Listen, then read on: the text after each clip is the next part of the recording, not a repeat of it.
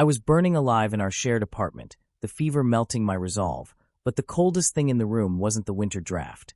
It was the man I was about to marry, laughing with his friend in the living room while I silently collapsed. If you love emotional and dramatic stories, make sure to hit that subscribe button, leave a like, and share your thoughts in the comments below. Your support helps us create more amazing stories. Now let's dive into the story. Part 1. The Invisible Fiancé. The heat started at the base of my neck, a slow, crawling warmth that I initially brushed off as exhaustion. By Tuesday evening, that warmth had blossomed into a raging inferno beneath my skin. Every joint in my body ached with a dull, throbbing rhythm that matched my heartbeat. I stood at the kitchen island, gripping the cool marble countertop so tightly my knuckles were white, trying to steady the violent spinning of the room. My name is Noah. For the last 3 years, I've shared this sprawling, modern apartment in downtown Chicago with Ethan, my fiancé. Once upon a time, he was the man who would cancel his meetings just because I had a bad day. Now, he was the man who couldn't even look up from his phone when I spoke to him. I closed my eyes, a wave of nausea washing over me, followed by a violent shiver that rattled my bones. I was so cold, yet I knew if someone touched my forehead, it would be like touching a hot stove. But there was no one to touch my forehead. Not really. From the living room, the booming, confident laugh of Ethan echoed against the high ceilings. He was with his best friend and business partner, Liam. They were going over the financials for an upcoming merger, a project that had consumed Ethan's life for the past 6 months. Noah. Ethan's voice snapped through the air, sharp and impatient, devoid of any warmth. Are those coffees coming or what? We have a lot of ground to cover tonight. I swallowed hard. My throat felt like it was lined with shattered glass. Coming, I rasped, though my voice barely carried over the soft hum of the refrigerator. I forced my trembling hands to pick up the 2 mugs of black coffee. The dark liquid sloshed dangerously near the rims, matching the unsteadiness of my steps. I focused on putting one foot in front of the other, navigating the short hallway to the living room as if it were a tightrope over a canyon. My vision blurred around the edges, dark spots dancing in my peripheral sight. I tried to blink them away, forcing a small, tight smile onto my face as I entered the room. Ethan was sprawled on the expensive leather sofa, his laptop balanced on his knees, his tailored shirt unbuttoned at the collar. He looked handsome, successful, and entirely untouchable. Liam sat in the armchair opposite him, a stack of folders in his lap. As I set the mugs down on the glass coffee table, my hand slipped slightly, and the ceramic clinked louder than intended. Ethan finally looked up, his brow furrowing in annoyance. "Watch the papers, Noah," he said, his tone biting. "These are originals." "Sorry," I whispered, stepping back. I wrapped my arms around my own torso, trying to suppress another violent shiver. Liam, however, looked up from his folders and frowned. His blue eyes scanned my face, pausing on my flushed cheeks and the beads of sweat gathering at my hairline. "Hey man," Liam said, his voice laced with sudden concern. "Are you all right? You look like you're about to pass out. You're completely flushed." For a fleeting second, my heart leaped. Someone noticed. Someone saw that I was suffering. I opened my mouth, perhaps to say that I felt terrible, that I needed to lie down, maybe even ask for a ride to urgent care. But Ethan didn't even glance my way. He kept his eyes glued to his laptop screen and scoffed. "He's fine, Liam. Noah's just being dramatic again. He's been complaining about a headache since yesterday. You know how he gets." A little sniffle, and suddenly it's the end of the world. The words felt like a physical slap. The tiny spark of hope in my chest extinguished instantly, replaced by a heavy, suffocating shame. Ethan's casual dismissal wasn't just cruel, it was a performance. He was showing Liam that my discomfort was an annoyance, a character flaw he had to tolerate. Liam hesitated, his gaze darting between Ethan and me. "I don't know, Ethan. He looks genuinely sick." "I'm fine," I interrupted quickly, my voice raspy. The last thing I wanted was to be the cause of an argument, or worse, give Ethan another reason to look at me with that deep, sighing disappointment he'd perfected over the last year. "Just a little tired. I'll let you guys work. Make sure my blue suit is pressed for tomorrow, all right?" Ethan added, still not looking at me. "The dry cleaner messed up the crease last time, so you'll need to fix it tonight." "Okay," I murmured. Instead of going to bed, I forced my heavy legs to carry me to the small laundry room at the back of the apartment. I plugged in the iron, my breath coming in short, painful gasps. When the iron hissed, radiating heat, It felt like it was mocking the fever already boiling inside me. My hands shook violently as I ran the hot metal over the expensive fabric of Ethan's suit. I was so dizzy I almost dropped the iron onto my own hand, catching it just in time. I was doing this because I wanted to be good. I wanted to prove I wasn't a burden. I wanted him to look at me with affection again, not irritation. When I finally finished, I hung the suit meticulously on the door frame, my vision swimming so badly the blue fabric looked like a crashing ocean wave. I staggered into our shared bedroom and closed the door softly, leaning against it as my legs finally gave out. I slid down the smooth wood to the plush carpet, curling my knees to my chest. A year ago, if I had so much as sneezed, Ethan would have been wrapping me in blankets and making me tea. But as his career skyrocketed, I became less of a partner and more of a prop. I was the obedient fiancé who kept the apartment clean, hosted the dinner parties, and smiled for his colleagues. My needs, my feelings, my health, they had all become inconvenient obstacles in his busy schedule. I dragged myself off the floor and collapsed onto the bed, burying my face in the pillows. My entire body was on fire, yet I was shivering so violently my teeth chattered. I reached for my phone on the nightstand. The bright screen pierced my aching eyes. There were 2 missed messages from my older sister, Emma.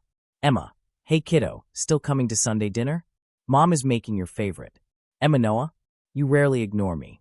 Everything okay with Ethan? I stared at the messages, my thumbs hovering over the keyboard. I wanted to type, Emma, I'm so sick. I can't breathe right. Ethan won't look at me. Please come get me. But a toxic mix of fear and embarrassment stopped me. If Emma knew the truth, she would storm over here. She never liked how dismissive Ethan had become. There would be a massive fight. Ethan would accuse me of embarrassing him in front of Liam, of bringing my family into our private business, of being a needy child. He had called me a burden once, during a bad argument 3 months ago. You act like a weight around my neck, Noah. Can't you just be easy for once? I couldn't bear to hear those words again. Not when I felt this weak. I'm fine, Em. Just caught up with chores. See you Sunday, I typed back, my hands shaking so badly it took 3 tries to get the spelling right. I hit send and dropped the phone onto the mattress, feeling a profound, hollow loneliness settle in my chest, heavier than the sickness itself. Through the bedroom wall, I could hear the muffled sounds of Ethan and Liam's conversation. They were laughing now. The sound was rich and carefree. Ethan was happy. He was engaged, energized by his work, completely unbothered by the fact that the man he had promised to marry was lying just a few feet away, practically fading into nothing. I pulled the heavy duvet over my head, but it provided no comfort. My breathing was becoming shallow, each inhale sending a sharp, stabbing pain through my ribs. Was it just a flu? It felt like something much worse. My skin was so hot it felt like it was radiating its own terrible light. Hours blurred together in a feverish haze. The bedroom plunged into darkness as night fell over the city. I drifted in and out of consciousness, tormented by disjointed nightmares where Ethan was walking away from me into a thick fog, and no matter how loudly I screamed his name, no sound came out of my throat. Around midnight, I heard the bedroom door open. The soft glow of the hallway light spilled across the bed. Ethan walked in, loosening his tie. I kept my eyes half closed, pretending to be asleep, afraid that if I showed how much pain I was in, he would just sigh and turn away. He moved around the room, changing into his pajamas. He didn't come to my side of the bed. He didn't check to see if my face was still flushed. He didn't ask if I was feeling any better. The mattress dipped as he climbed in on his side, turning his back to me immediately. Within minutes, his breathing evened out. He was asleep. I lay there, staring at the broad line of his shoulders in the dark. The man I loved was right next to me, but the distance between us felt like an endless ocean. The physical agony in my chest was excruciating, but it paled in comparison to the realization that was slowly breaking my heart. If I died tonight, quietly, right next to him, how long would it take for him to even notice? A fresh wave of dizziness hit me, so intense that the dark room spun violently. I needed water. I needed medicine. I needed help. But as I tried to push myself up on my elbows, my arms gave out completely. I gasped, a pathetic, weak sound that was swallowed by the heavy silence of the room. The burning in my veins reached a terrifying peak, and black spots swarmed my vision, entirely blotting out the faint moonlight. I was entirely alone, and everything was fading to black. End of Part 1. Part 2, A Shattered Morning. When consciousness finally returned, it didn't come peacefully. It dragged me back violently, pulling me from the dark, heavy void into a reality that consisted entirely of pain. My eyelids felt as though they had been glued shut with sand. When I finally managed to force them open, the dim, gray morning light filtering through the bedroom blinds felt like staring directly into the sun. I squeezed my eyes shut again, a low, pathetic groan escaping my cracked lips. Every single muscle in my body screamed in protest at the slightest movement. The fever had completely taken over during the night. My clothes were soaked in a cold, clammy sweat, clinging uncomfortably to my trembling skin, yet I felt as though I was buried under a mountain of ice. My chest heaved with shallow, rapid breaths, and each inhale scraped against my throat like raw sandpaper. From the other side of the bedroom, I heard the sharp, frantic rustling of fabric and the heavy thud of footsteps. Ethan. I turned my head an inch on the sweat-drenched pillow, the movement sending a sickening wave of vertigo through my skull. Ethan was standing in front of the full-length mirror, aggressively pulling the collar of his crisp white shirt. He reached for the blue suit I had pressed the night before, the suit I had nearly collapsed trying to iron. He didn't even glance at me. He just slipped it on, checking his reflection with a scowl. "I can't believe you didn't wake me up." Ethan's voice cut through the quiet room, sharp and laced with irritation. He wasn't talking to me to see how I was. He was talking at me, tossing a silver tie onto the dresser in frustration. My alarm didn't go off. "You know how important this meeting is, Noah. You usually have coffee ready by now. What is wrong with you today?" I opened my mouth to speak, to tell him that I couldn't breathe properly, that I thought I was dying, but my voice was completely gone. All that came out was a dry, ragged wheeze. I tried to push myself up on my elbows, desperate to make him look at me, to make him see the terrible state I was in. "Don't ignore me," Ethan snapped, turning around. His eyes finally landed on my curled, shivering form beneath the tangled duvet. For a split second, I prayed that the sight of my pale, sweat-slicked face and dark, sunken eyes would shatter his frustration. I prayed he would drop his briefcase, rush to the bed, and hold me. Instead, his jaw tightened. He let out a harsh, exasperated sigh, running a hand through his perfectly styled hair. "Unbelievable. You're seriously still playing this up? I have the biggest merger of my career happening in 2 hours, and you decide today is the day you're going to throw a tantrum and stay in bed." "Ethan," I managed to croak, the single word tearing at my vocal cords. "Please. Help. Stop it, Noah." "Just stop," he interrupted, his voice dropping into that dangerously cold register he used when he was done dealing with me. He walked over to the bed, but he didn't reach out to touch my forehead. He didn't offer a glass of water. He just stood over me, a looming figure of immaculate tailoring and utter indifference. "I don't have the time or the patience for your dramatics this morning. You have a cold. Take an aspirin. Grow up. I need you to be an adult, not a child." He turned on his heel and walked toward the door. "Liam and I will be working late at the office tonight to finalize the contracts. Don't wait up.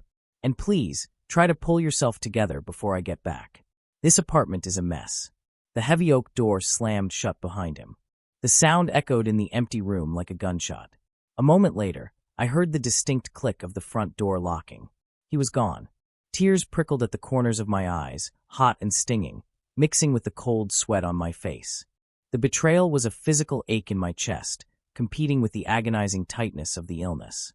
I lay there in the deafening silence of the apartment, staring at the ceiling, utterly paralyzed by the realization of my own insignificance in his life. There was a time, not so long ago, when Ethan used to look at me like I was the only person in the crowded room. I remembered a rainy Tuesday during our first year together. I had come down with a mild stomach bug, nothing serious. Ethan had panicked. He had skipped a crucial board meeting, driven to 3 different stores to find my favorite ginger ale, and sat on the bathroom floor with me for hours, rubbing my back and whispering that I was going to be okay. He used to kiss my forehead and tell me I was his world. Where had that man gone? How had the warm, fiercely protective man I fell in love with morphed into this cold, corporate stranger who couldn't even bear to look at me while I was burning alive in our bed? The realization was crushing. I had spent the last year slowly folding myself into a smaller, quieter version of myself, trying not to be an inconvenience, trying to fit perfectly into the sleek, unblemished life he was building. But in doing so, I had lost myself, and I had lost him anyway. An hour passed. Or maybe it was 3. Time had lost its meaning, melting into a surreal, feverish blur. My mouth was so dry that my tongue felt swollen and useless. Dehydration was setting in rapidly. My heart was fluttering in my chest like a trapped bird, beating too fast, too erratically. I need water. The thought broke through the haze of misery. If I don't drink something, I'm going to pass out again, and this time, I might not wake up. Summoning a reserve of energy I didn't know I possessed, I pushed the heavy duvet off my body. The cool air of the apartment hit my sweat-soaked clothes, sending violent convulsions racking through my frame. I swung my legs over the edge of the bed, my bare feet touching the cold hardwood floor. I tried to stand. My knees immediately buckled. I crashed to the floor, my shoulders slamming hard against the nightstand. The lamp wobbled dangerously but stayed upright. I lay on the floor, gasping for air, tears of pure frustration and agony streaming down my face. I couldn't walk. I was too weak. But the desperate, primal instinct to survive pushed me forward. If I couldn't walk, I would crawl. I dragged myself out of the bedroom, my fingers gripping the doorframe to pull my dead weight into the hallway. The apartment, usually a beautiful, sunlit sanctuary, felt like a sprawling, impossible desert. The distance to the kitchen seemed to stretch on for miles. Every movement sent a fresh wave of nausea rolling through my stomach. The edges of my vision were completely dark now, narrowing the world down to the sleek, gray floorboards in front of my face. Just to the kitchen, I whispered to myself, a frantic, broken mantra. Just get to the sink. I finally reached the kitchen island, the cold marble cool against my burning skin. I reached up blindly, my trembling fingers scrambling over the countertop until they brushed against the glass pitcher we kept near the sink. I gripped the handle, trying to pull it toward me, but my hands were shaking too violently. The heavy glass pitcher slipped from my weak grasp. It hit the floor with a deafening crash, exploding into 1,000 glittering shards. The cold water splashed across my legs and pooled on the tiles. I stared at the broken glass, completely defeated. My last ounce of strength vanished. I collapsed onto the floor, curling into a tight ball just inches away from the jagged shards. The cold water soaked into my clothes, but it brought no relief, only a deeper, bone-chilling cold. I closed my eyes, too exhausted to cry anymore, too broken to care. I just wanted the pain to stop. I was ready to let the darkness take me entirely. Then, the sound of the front door unlocking echoed through the quiet apartment. I couldn't move my head to look. I heard the door click open, followed by the heavy thud of expensive leather shoes on the hardwood floor. "Ethan? Man, you left the confidential files on the coffee table," a voice called out. It wasn't Ethan. It was Liam. His footsteps moved toward the living room, paused, and then shifted. He must have seen the trail I had left, or heard my shallow, ragged breathing. The footsteps suddenly quickened, turning into a frantic sprint toward the kitchen. "Noah!" Liam's voice rang out, sharp with sudden panic. He rounded the corner of the kitchen island and stopped dead in his tracks. Through my half-opened eyes, I saw him drop the thick stack of files he was carrying. They scattered across the floor, forgotten. "Oh my God! Noah!" Liam dropped to his knees right beside me, completely ignoring the broken glass that crunched beneath him. His large, warm hands gently gripped my shoulders, turning me over so he could see my face.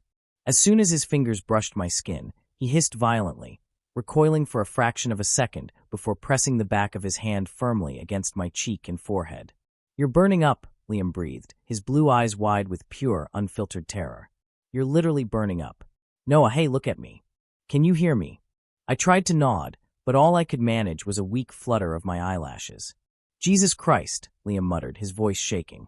He wasn't the calm, collected businessman anymore. He was frantic. He carefully slipped his arms under my knees and my back, lifting me off the cold, wet floor as easily as if I weighed nothing at all. He held me tightly against his chest, away from the broken glass. His heart was pounding steadily against my ear, a strong, grounding rhythm that cut through my delirium. The contrast between Ethan's cold dismissal and Liam's desperate, immediate care was jarring. It broke whatever fragile wall I had left protecting my heart. Liam carried me quickly back to the bedroom, laying me down gently on the bed, ignoring the damp sheets. He didn't pull away in disgust. Instead, he pulled out his phone with trembling fingers, dialing a number. "Ethan," Liam snapped the moment the call connected, his voice trembling with a rage I had never heard from him before. "Where the hell are you?" From the speaker, Ethan's voice was tinny and annoyed. "I'm pulling into the parking garage at the office.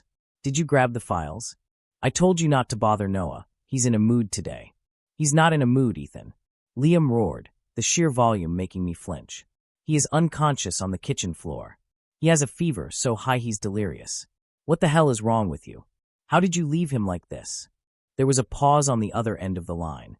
For a second, I thought Ethan might finally understand. I thought he might turn the car around. Liam, calm down, Ethan sighed, the irritation thick in his voice. He probably just fainted because he didn't eat breakfast. Give him some water. I need you at this meeting. We're presenting in an hour. Don't let his dramatics derail this for us. I closed my eyes, a single, silent tear escaping and rolling down into my hairline. He really didn't care.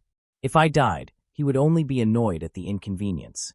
Liam stared at the phone in his hand, his expression twisting from panic into a look of absolute, profound disgust. He didn't argue. He didn't yell. He just hung up the phone, tossing it onto the bed. He turned back to me, his hands gently framing my face, his thumbs wiping away the sweat and tears. His eyes were fierce, protective, and filled with a warmth that made my breaking heart stutter.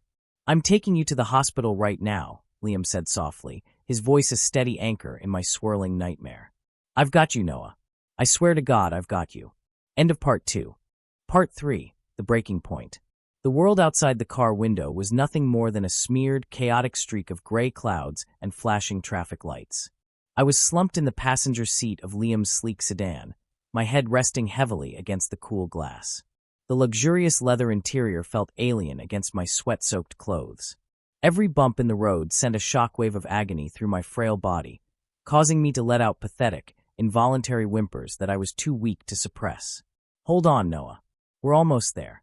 Just stay with me, okay? Keep your eyes open.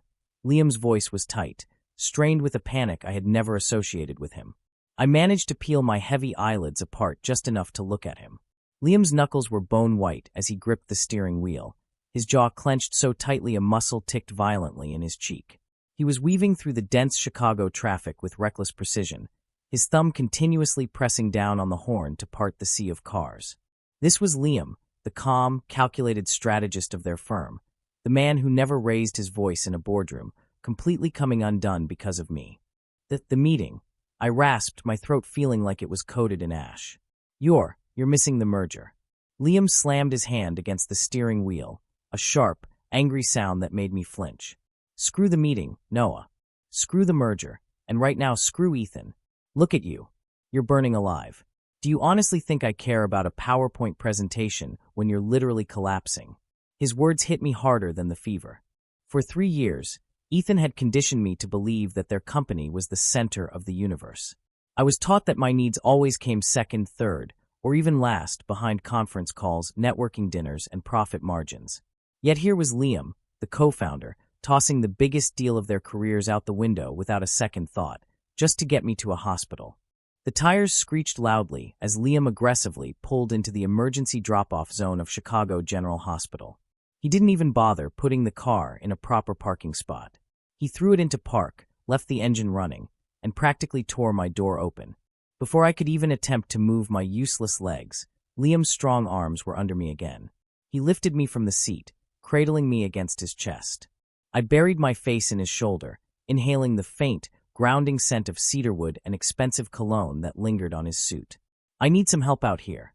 Liam roared the moment the automatic glass doors slid open. The sheer volume and authority in his voice instantly commanded the chaotic emergency room. He's burning up. He passed out, and his fever is out of control. The next few minutes were a terrifying, disorienting blur of bright fluorescent lights, shouting medical staff, and the squeak of rubber wheels on linoleum. I was transferred from Liam's warm arms onto a stiff, cold gurney. Nurses surrounded me like a swarm of bees, their voices overlapping in a barrage of rapid-fire questions. "Sir, we need you to step back," a stern nurse told Liam, pushing him away from the gurney. "I'm not going anywhere," Liam growled, his hand reaching out to grab mine. His grip was fierce, anchoring me to reality as the world spun wildly out of control. "I'm staying right here." "His temperature is 104.2, another nurse announced, her tone suddenly shifting to high alert. "BP is crashing. He's severely dehydrated. Let's get 2 4-lines started, stat. Push fluids and broad-spectrum antibiotics. We need a blood panel now." A sharp pinch in my arm was followed by the strange, cold sensation of liquid flooding my veins. A doctor appeared above me, shining a blinding penlight into my eyes. He asked me questions, my name, what day it was, how long I had been sick, but my brain couldn't process the words fast enough to form an answer. 3 days. Liam answered for me from somewhere just outside my field of vision. He's been complaining of a severe headache and fever for 3 days. His fiancé ignored it. The venom in Liam's voice when he said the word fiancé was unmistakable. If you had waited another 6 hours, he would have been in full septic shock, the doctor said grimly, and the words hung in the air, heavy and terrifying. We're admitting him immediately. The darkness finally rose up to claim me, pulling me under, but this time, it wasn't a terrifying descent into nothingness. Because the last thing I felt before I slipped away was Liam's thumb gently stroking the back of my hand, a silent promise that I wasn't alone anymore. When I finally drifted back to consciousness, the agonizing, crushing weight on my chest had lifted slightly. The fire in my veins had been reduced to a dull, manageable ache. I slowly blinked my eyes open. The room was quiet, save for the rhythmic, steady beep-beep-beep of the heart monitor next to my bed. The lights were dimmed, casting a soft, blue hue over the stark white hospital walls. I turned my head, the movement slow and sluggish from the heavy medication pumping through the four in the back of my hand. Sitting in an uncomfortable, rigid plastic chair beside the bed was Liam. He looked terrible, and yet I couldn't tear my eyes away from him. His expensive tailored jacket was discarded on the floor. His silver tie was pulled loose, and the top 3 buttons of his shirt were undone. He was leaning forward, his elbows resting on his knees, his face buried in his hands. He looked utterly exhausted. Liam. My voice was barely a whisper, weak and raspy, but in the quiet room, it sounded incredibly loud. Liam's head snapped up instantly. The raw relief that washed over his exhausted features made my breath hitch. He surged to his feet, closing the small distance between us in half a step. He hovered over the bed, his hands hovering as if he wanted to touch me but was afraid I might break. "Hey," he said softly, his voice thick with emotion. "Hey, you're awake. Don't try to sit up. Just stay still. How are you feeling?" "Thirsty," I whispered. He immediately reached for the small plastic cup of iced chips on the rolling table, carefully feeding me a small spoonful. The cold water was the best thing I had ever tasted. I swallowed, wincing slightly as it passed my sore throat. "Thank you," I breathed, letting my eyes flutter shut for a moment. "What time is it?" "It's just past 4 in the afternoon," Liam said, pulling his chair closer, so his knees brushed against the edge of the mattress. "You've been out for a few hours. The doctor said you have a severe viral infection that spread because it went untreated. You were severely dehydrated. They're going to keep you here for at least 2 days to monitor you. For in the afternoon. The merger meeting was supposed to be at noon." "You missed it," I said, a wave of guilt washing over me. "The biggest deal of the year. Ethan must be." "Don't," Liam interrupted, his tone hardening instantly. He reached out, his large, warm hand gently covering my cold fingers where they rested on the blanket. "Do not worry about the meeting. Do not worry about Ethan. The only thing you need to focus on is getting better." "But he's going to be so angry," I murmured, a conditioned reflex of fear tightening my chest. As if on cue, Liam's phone, which was resting on the bedside table, began to violently vibrate. The screen illuminated the dark room, flashing a picture of Ethan. Liam stared at the phone, his jaw locking tight. He didn't reach for it. He just let it buzz, a relentless, angry mechanical sound that filled the quiet room. Finally, it stopped. A second later, it started ringing again. "Answer it," I whispered, turning my face away, unable to look at the screen. "He won't stop." Liam let out a slow, furious breath. He picked up the phone and swiped the screen, but he didn't put it to his ear. Instead, he pressed the speaker button and set it back on the table, allowing me to hear every word. "Where the hell are you?" Ethan's voice exploded from the small speaker, so loud and full of venom that I physically flinched. I just had to stand in front of the board of directors and look like an absolute idiot, because my partner decided to vanish with all the financial projections. "The deal is on life support, Liam. Did you just throw away 2 years of work because Noah threw a tantrum?" Silence stretched in the hospital room. Liam didn't say a word. He just sat there, looking at me. His eyes were tracing the dark circles under my eyes, the pale, sickly hue of my skin, the tubes taped to my arms. "Are you even listening to me?" Ethan screamed. "I am going to kill him." I swear to God, I am so sick of him acting like a needy child. When I get home, I'm packing his bags. I'm done with this. You tell him that. I am done. Tears, hot and fast, spilled over my eyelashes and tracked down my cheeks into my hair. It hurt. Hearing the man I had loved, the man I had built a life with, discard me so violently over a business meeting felt like a physical knife twisting in my gut. But beneath the profound pain, something else began to stir, a tiny, fragile spark of realization. Liam leaned forward, his face close to the phone, his voice dropping to a terrifyingly calm, deadly register. "You're done?" Liam asked softly. "Yes, I'm done," Ethan yelled. "Good," Liam said, his eyes never leaving mine. "Because he almost died today, Ethan. The doctor said if I had listened to you, if I had left him on that floor, he would be dead. And you know what the sickest part is?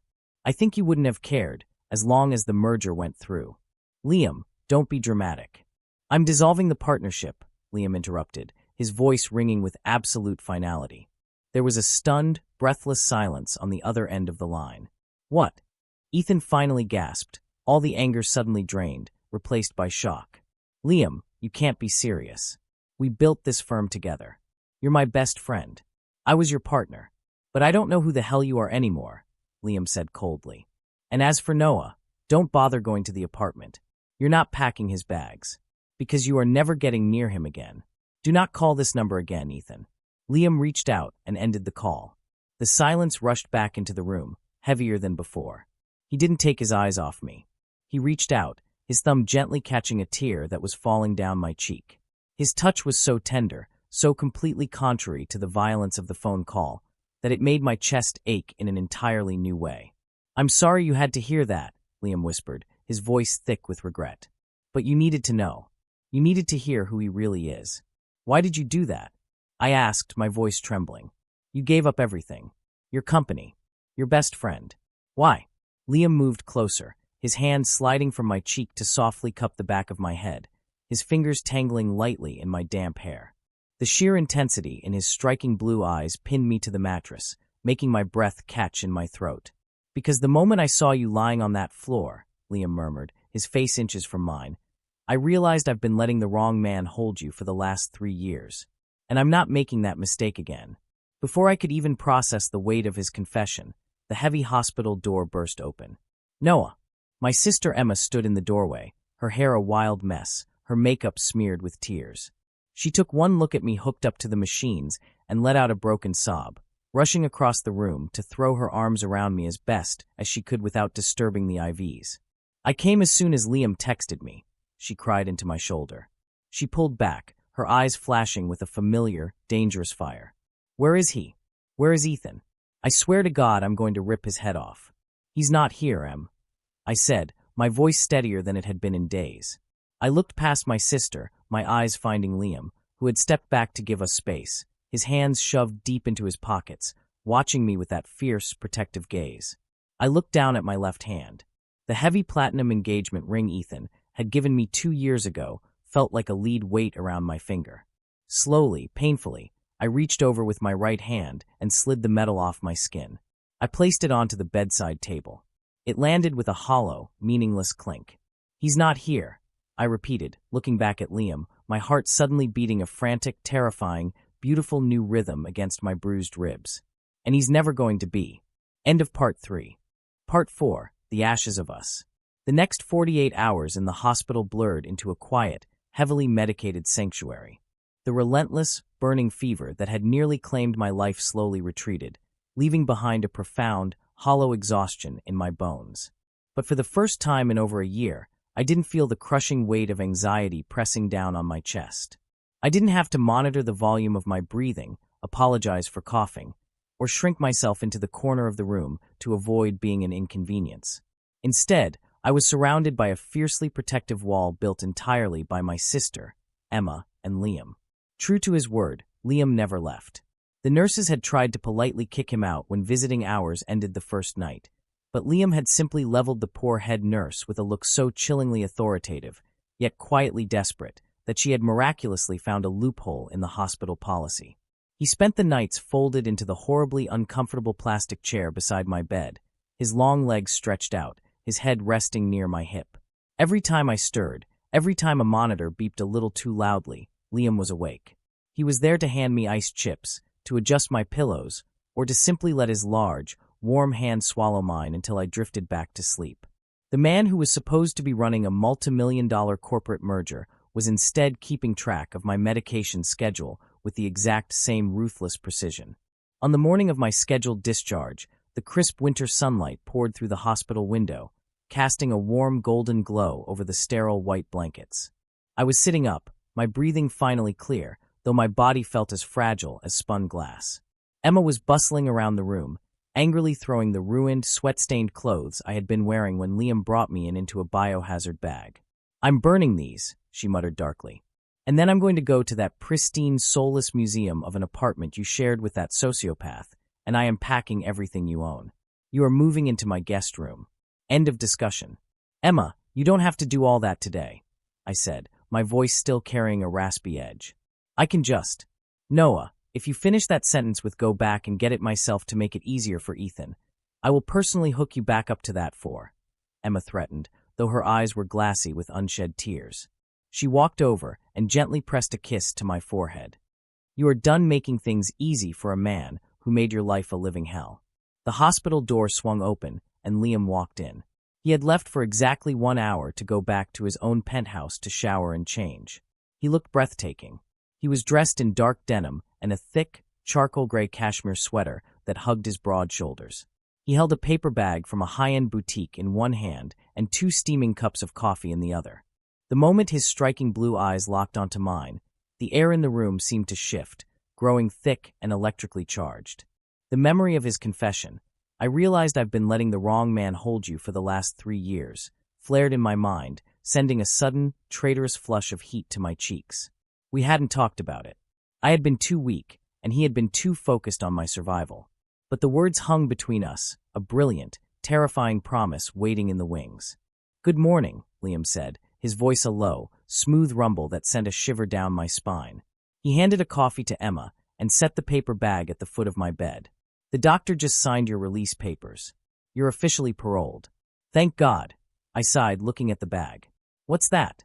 "You can't exactly walk out of here in a hospital gown, and Emma condemned your other clothes to the incinerator," Liam said, a small, genuine smile playing on his lips. "So, I took a guess on your sizes. I hope you don't mind." Emma smirked, taking her coffee. "I'm going to go track down the nurse for your final prescriptions. Take your time getting dressed." She shot Liam a look that was equal parts warning and absolute approval before slipping out the door. Suddenly, the room felt incredibly small. Liam stepped closer to the bed, reaching into the bag. He pulled out a pair of soft, fleece-lined sweatpants and an oversized, heavy-knit sweater in a deep navy blue. "Do you need help?" Liam asked softly. There was no pity in his voice, only a quiet, steady devotion that made my throat tight. "I know you're still weak." "I think I can manage," I murmured, though my hands were shaking slightly as I reached for the clothes. Liam didn't back away. He stayed right beside the bed, standing guard as I slowly, painfully stripped off the hospital gown and pulled on the sweatpants. Getting the sweater over my head, however, required lifting my arms, which pulled agonizingly at the bruised skin where the IVs had been. I let out a sharp hiss of pain, my arms freezing halfway up. "Hey, easy," Liam murmured.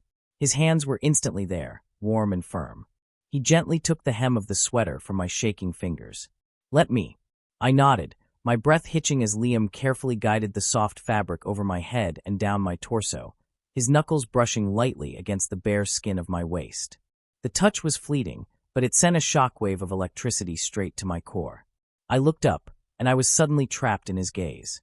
He was standing so close I could smell the sharp, clean scent of his soap and the lingering aroma of the coffee. His eyes dropped to my lips for a fraction of a second before slowly rising back to meet mine. The silence was deafening, heavy with everything we were not saying. "You look beautiful," Liam whispered, his voice rough. My breath completely vanished. I opened my mouth to speak, to ask him if he really meant what he had said 2 days ago, but the sound of the door clicking open broke the spell. Liam stepped back, clearing his throat just as Emma walked back in with a stack of papers. "All right, the chariot awaits," Emma said, oblivious to the heavy tension she had just walked into. "Let's get you out of this nightmare." The journey to the hospital lobby felt like a victory march.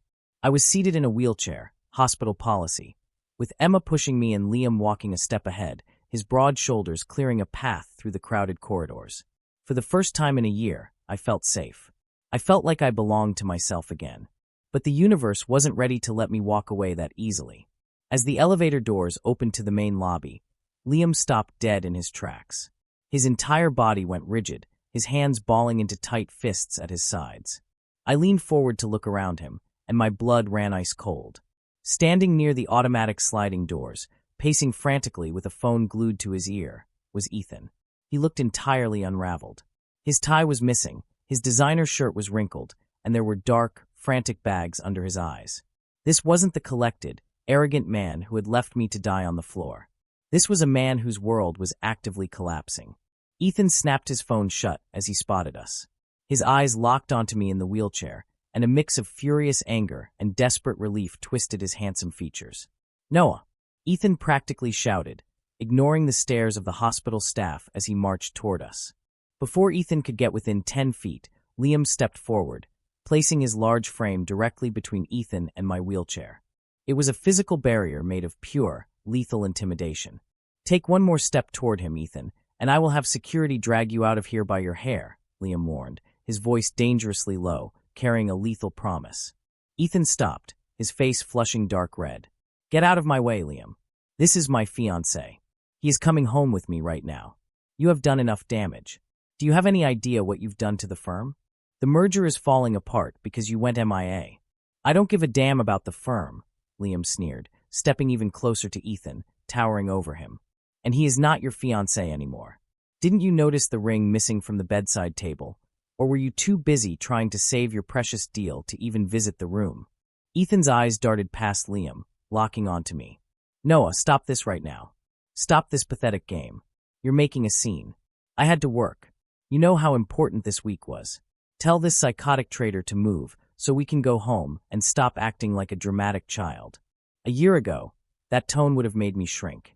It would have made me apologize, stand up on shaking legs, and follow him to the car with my head bowed just to keep the peace. But I wasn't that Noah anymore. The fever had burned that weak, accommodating boy away.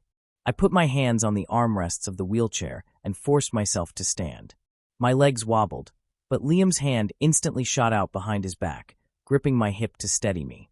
The warmth of his touch gave me the anchor I needed. "I'm not making a scene, Ethan," I said, my voice shockingly steady, ringing clearly through the quiet lobby. "I'm leaving. You can't leave me."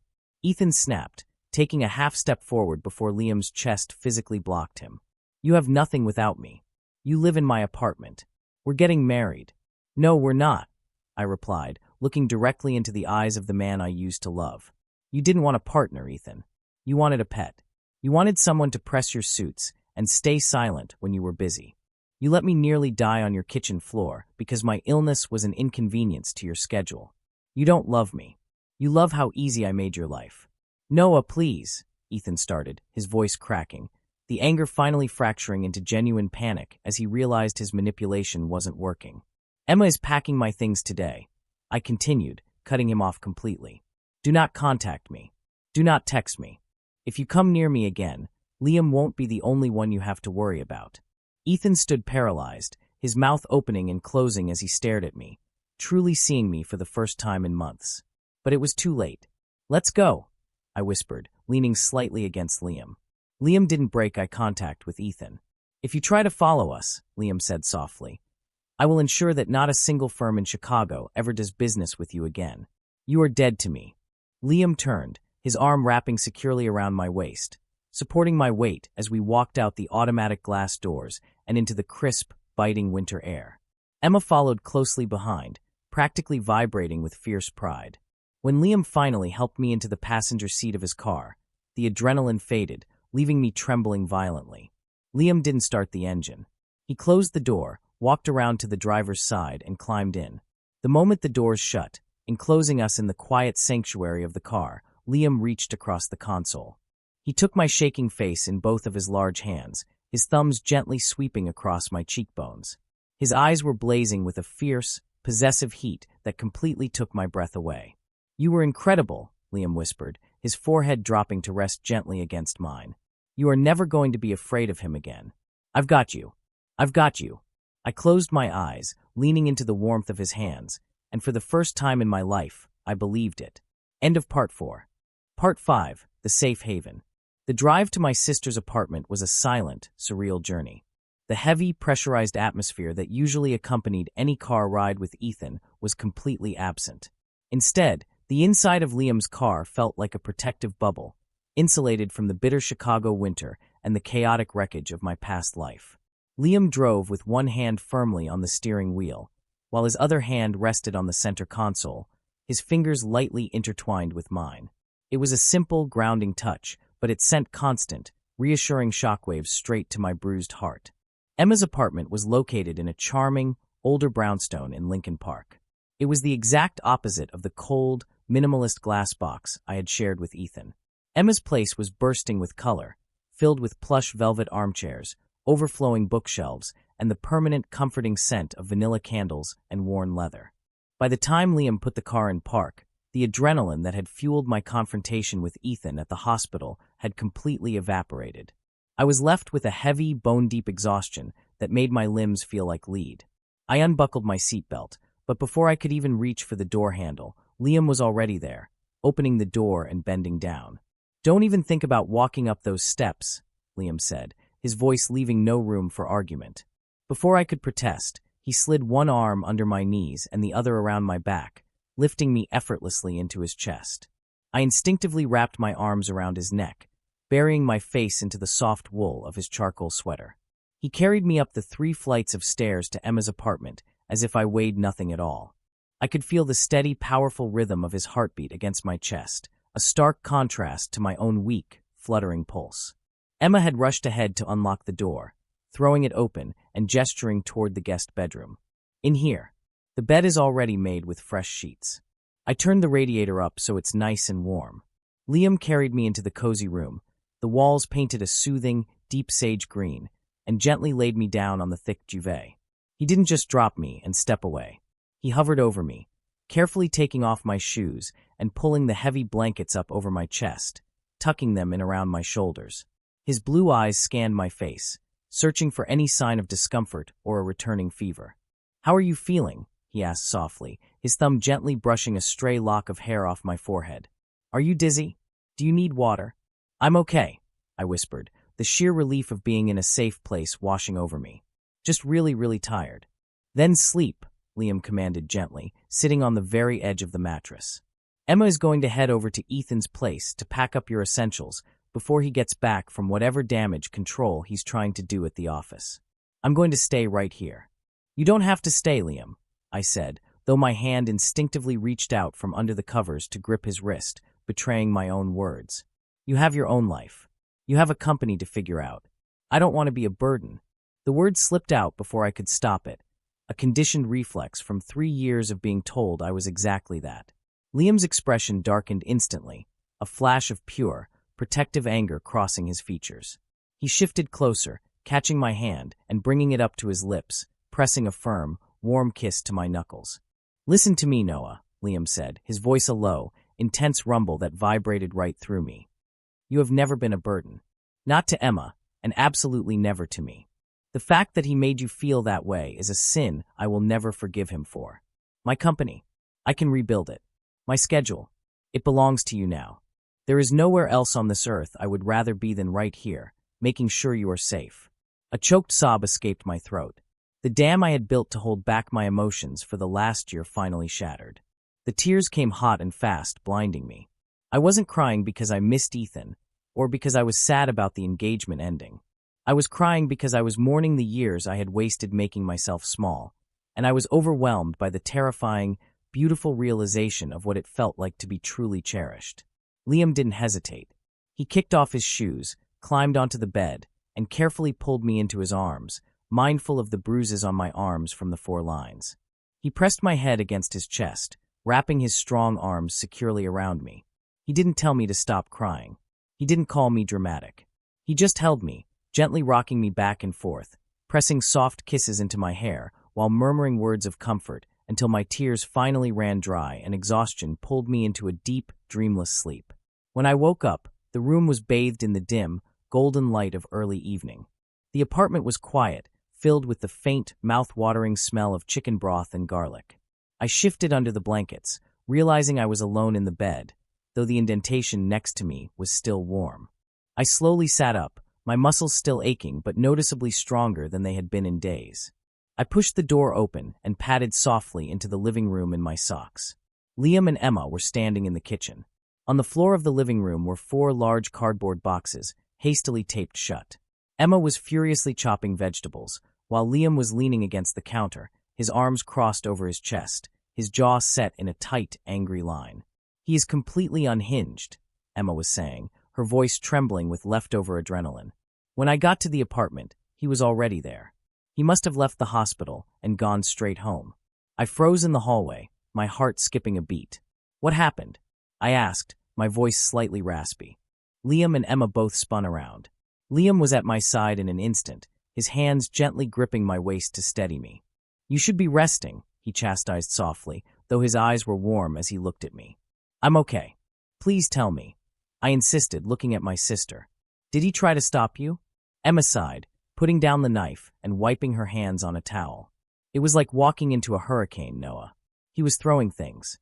He smashed that expensive crystal vase you bought him for his birthday against the wall.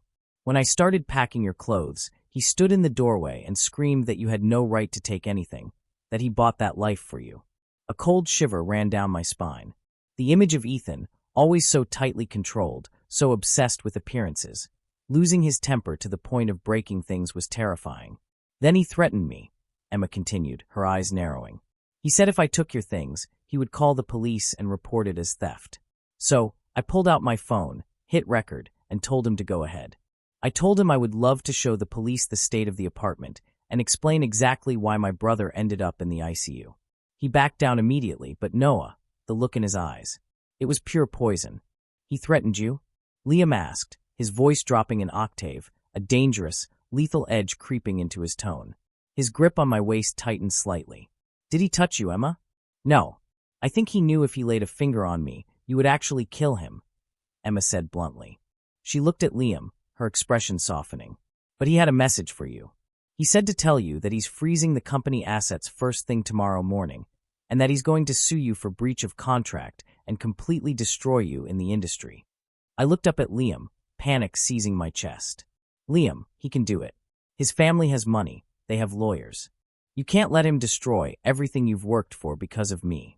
Liam looked down at me, and to my absolute shock, he smiled. It wasn't a kind, gentle smile. It was a sharp, predatory grin. The smile of a man who was holding all the winning cards in a high-stakes game. "Let him try," Liam said, his voice brimming with dark confidence. "Ethan has always been the face of the firm, the smooth talker at the dinner parties. But I built the infrastructure. I wrote the code for our financial algorithms. I hold the patents, and I own 51% of the voting shares. If he wants a war, I will bury him so deep in litigation he won't be able to afford a studio apartment, let alone a penthouse." He reached out, his thumb gently caressing my cheek, his expression instantly melting from ruthless businessman to utter devotion. "He thought he could use his power to control you, Noah. Now I'm going to use my power to make sure he never touches you again."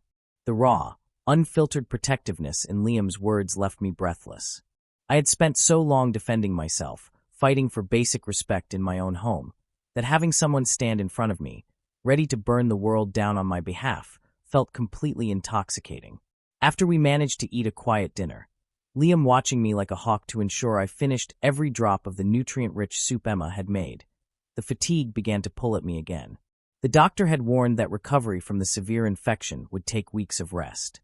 Emma kissed my cheek and retreated to her own room, exhausted from her confrontation with Ethan. Liam walked me back to the guest room, pulling back the covers and waiting until I was settled against the pillows. He turned off the harsh overhead light, leaving only the soft, warm glow of a small bedside lamp, and sat in the chair next to the bed. "Liam," I whispered, the silence of the room making me bold. "Can I ask you something?" "Anything," he replied softly, leaning forward, resting his elbows on his knees, so he was closer to me. "Why didn't you ever say anything?" I asked, my eyes searching his striking features. "Before this week, when you saw how he was treating me, why did you stay quiet?" A shadow of deep, profound guilt crossed Liam's face. He looked down at his hands for a long moment before meeting my gaze again. "It's the biggest regret of my life," Liam confessed, his voice thick with emotion. "When you two first started dating, Ethan was a different person. He worshipped you. And honestly, I was jealous. But I told myself you were happy, and it wasn't my place." He reached out, his warm fingers lightly tracing the knuckles of my hand where it rested on the blanket. "But as the years went on, and he started changing, I saw the light fading from your eyes," Liam continued, his voice breaking slightly. "I saw him ignore you. I saw him belittle you in front of me. And every time I opened my mouth to defend you, Ethan would shut me down, reminding me that we were business partners, not marriage counselors. And you always smiled, Noah. You always smoothed it over and said it was fine. I thought if I pushed too hard, I would cause a fight that he would take out on you when I wasn't around." Liam stood up, sitting on the edge of my bed, closing the distance between us. His eyes were wide, pleading with me to understand. I was a coward. I didn't want to overstep because I was terrified that if I did, Ethan would cut me off and I would never get to see you again, Liam whispered, his face inches from mine. "I've been in love with you for 2 years, Noah. I watched you make coffee in my office. I watched you support a man who didn't deserve you, and it tore me apart. When I saw you on that floor, when I realized I almost lost you because I was trying to be polite, I swore I would never, ever stay silent again." My breath hitched. The words hit the air with the force of a physical blow, heavy, undeniable, and beautiful. 2 years. He had loved me in secret while I felt entirely unlovable. I slowly reached my hand out, ignoring the dull ache in my arm, and pressed my palm against Liam's cheek. The slight stubble on his jaw was rough against my skin. He leaned into my touch instantly, his eyes closing, a shuddering breath escaping his lips. "You're not a coward, Liam," I whispered, my thumb brushing just below his eye. "You saved my life." Liam opened his eyes, the intense, burning heat in his gaze making my heart race violently. He leaned in, his forehead coming to rest against mine, our breaths mingling in the quiet room. He didn't kiss me. We both knew I was still too fragile, and the wounds from Ethan were too fresh to rush. But the intimacy of the moment was more profound than any physical act. "I'm going to take care of you, Noah," Liam murmured against my skin, his arms wrapping around me, pulling me securely against his chest. "I'm going to show you what you actually deserve." As I closed my eyes and let the warmth of his embrace pull me towards sleep, I knew that the storm with Ethan was far from over. There would be lawsuits, screaming matches, and ugly fallout.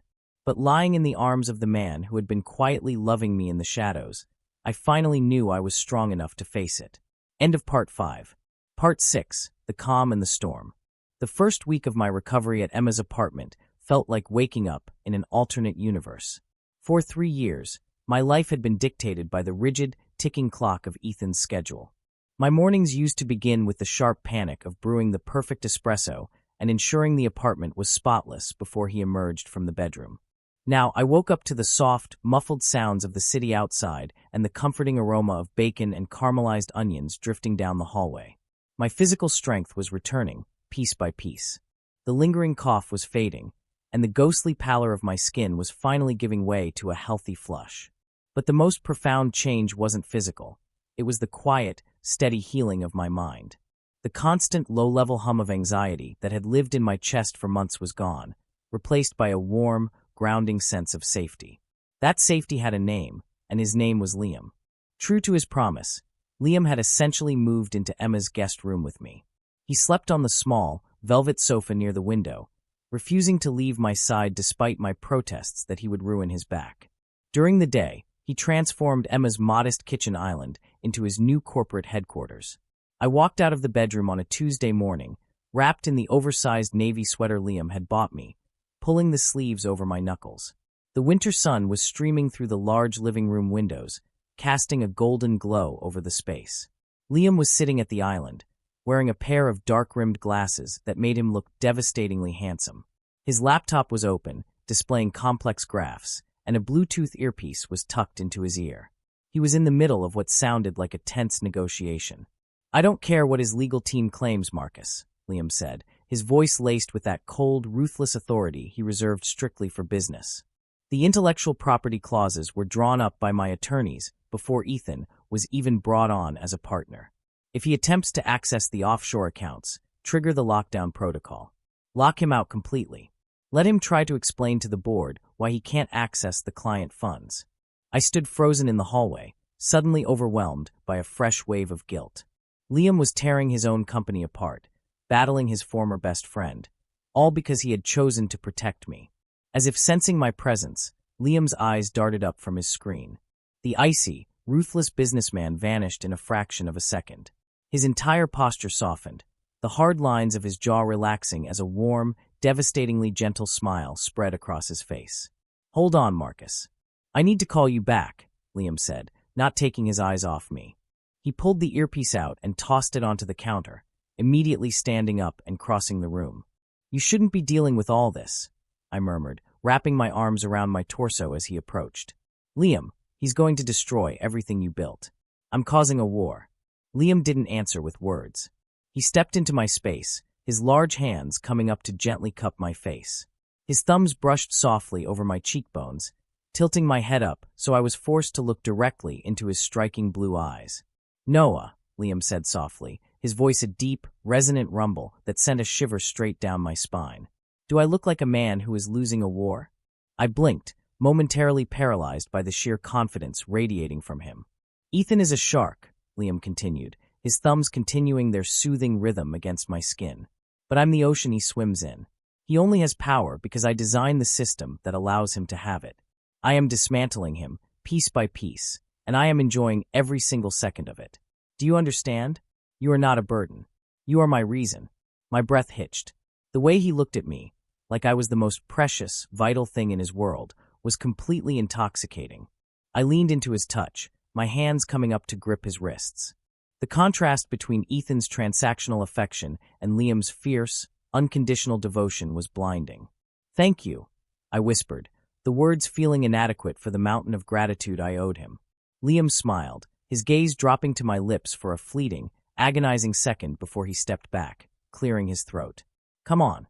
Emma made us promise you'd eat protein this morning. I'm making scrambled eggs." We settled into a domestic rhythm that felt so natural it almost frightened me. I sat on a bar stool, watching him move around the kitchen with easy, confident grace. We talked about everything and nothing, his childhood in Seattle, my love for painting which I had abandoned because Ethan thought it was a messy hobby, the books lining Emma's shelves. Every time I spoke, Liam gave me his undivided attention. He didn't check his phone. He didn't look at his watch. He just listened, as if my words were the most fascinating things he had ever heard. By Thursday, the cabin fever finally set in. I had been confined to the apartment for nearly 10 days, and my legs were practically vibrating with the need to move. "Just to the coffee shop down the street," I pleaded, leaning against the kitchen counter while Liam reviewed a stack of legal briefs.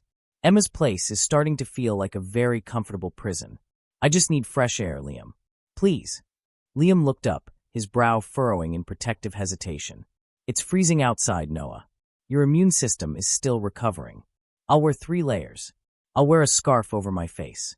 I just need to see the sky," I begged, offering a small, hopeful smile. Liam stared at me for a long moment before letting out a defeated sigh, a small smile tugging at the corner of his mouth. "You're lucky I have zero ability to say no to you. Go put your coat on. But if you even shiver once, I'm carrying you back up those stairs."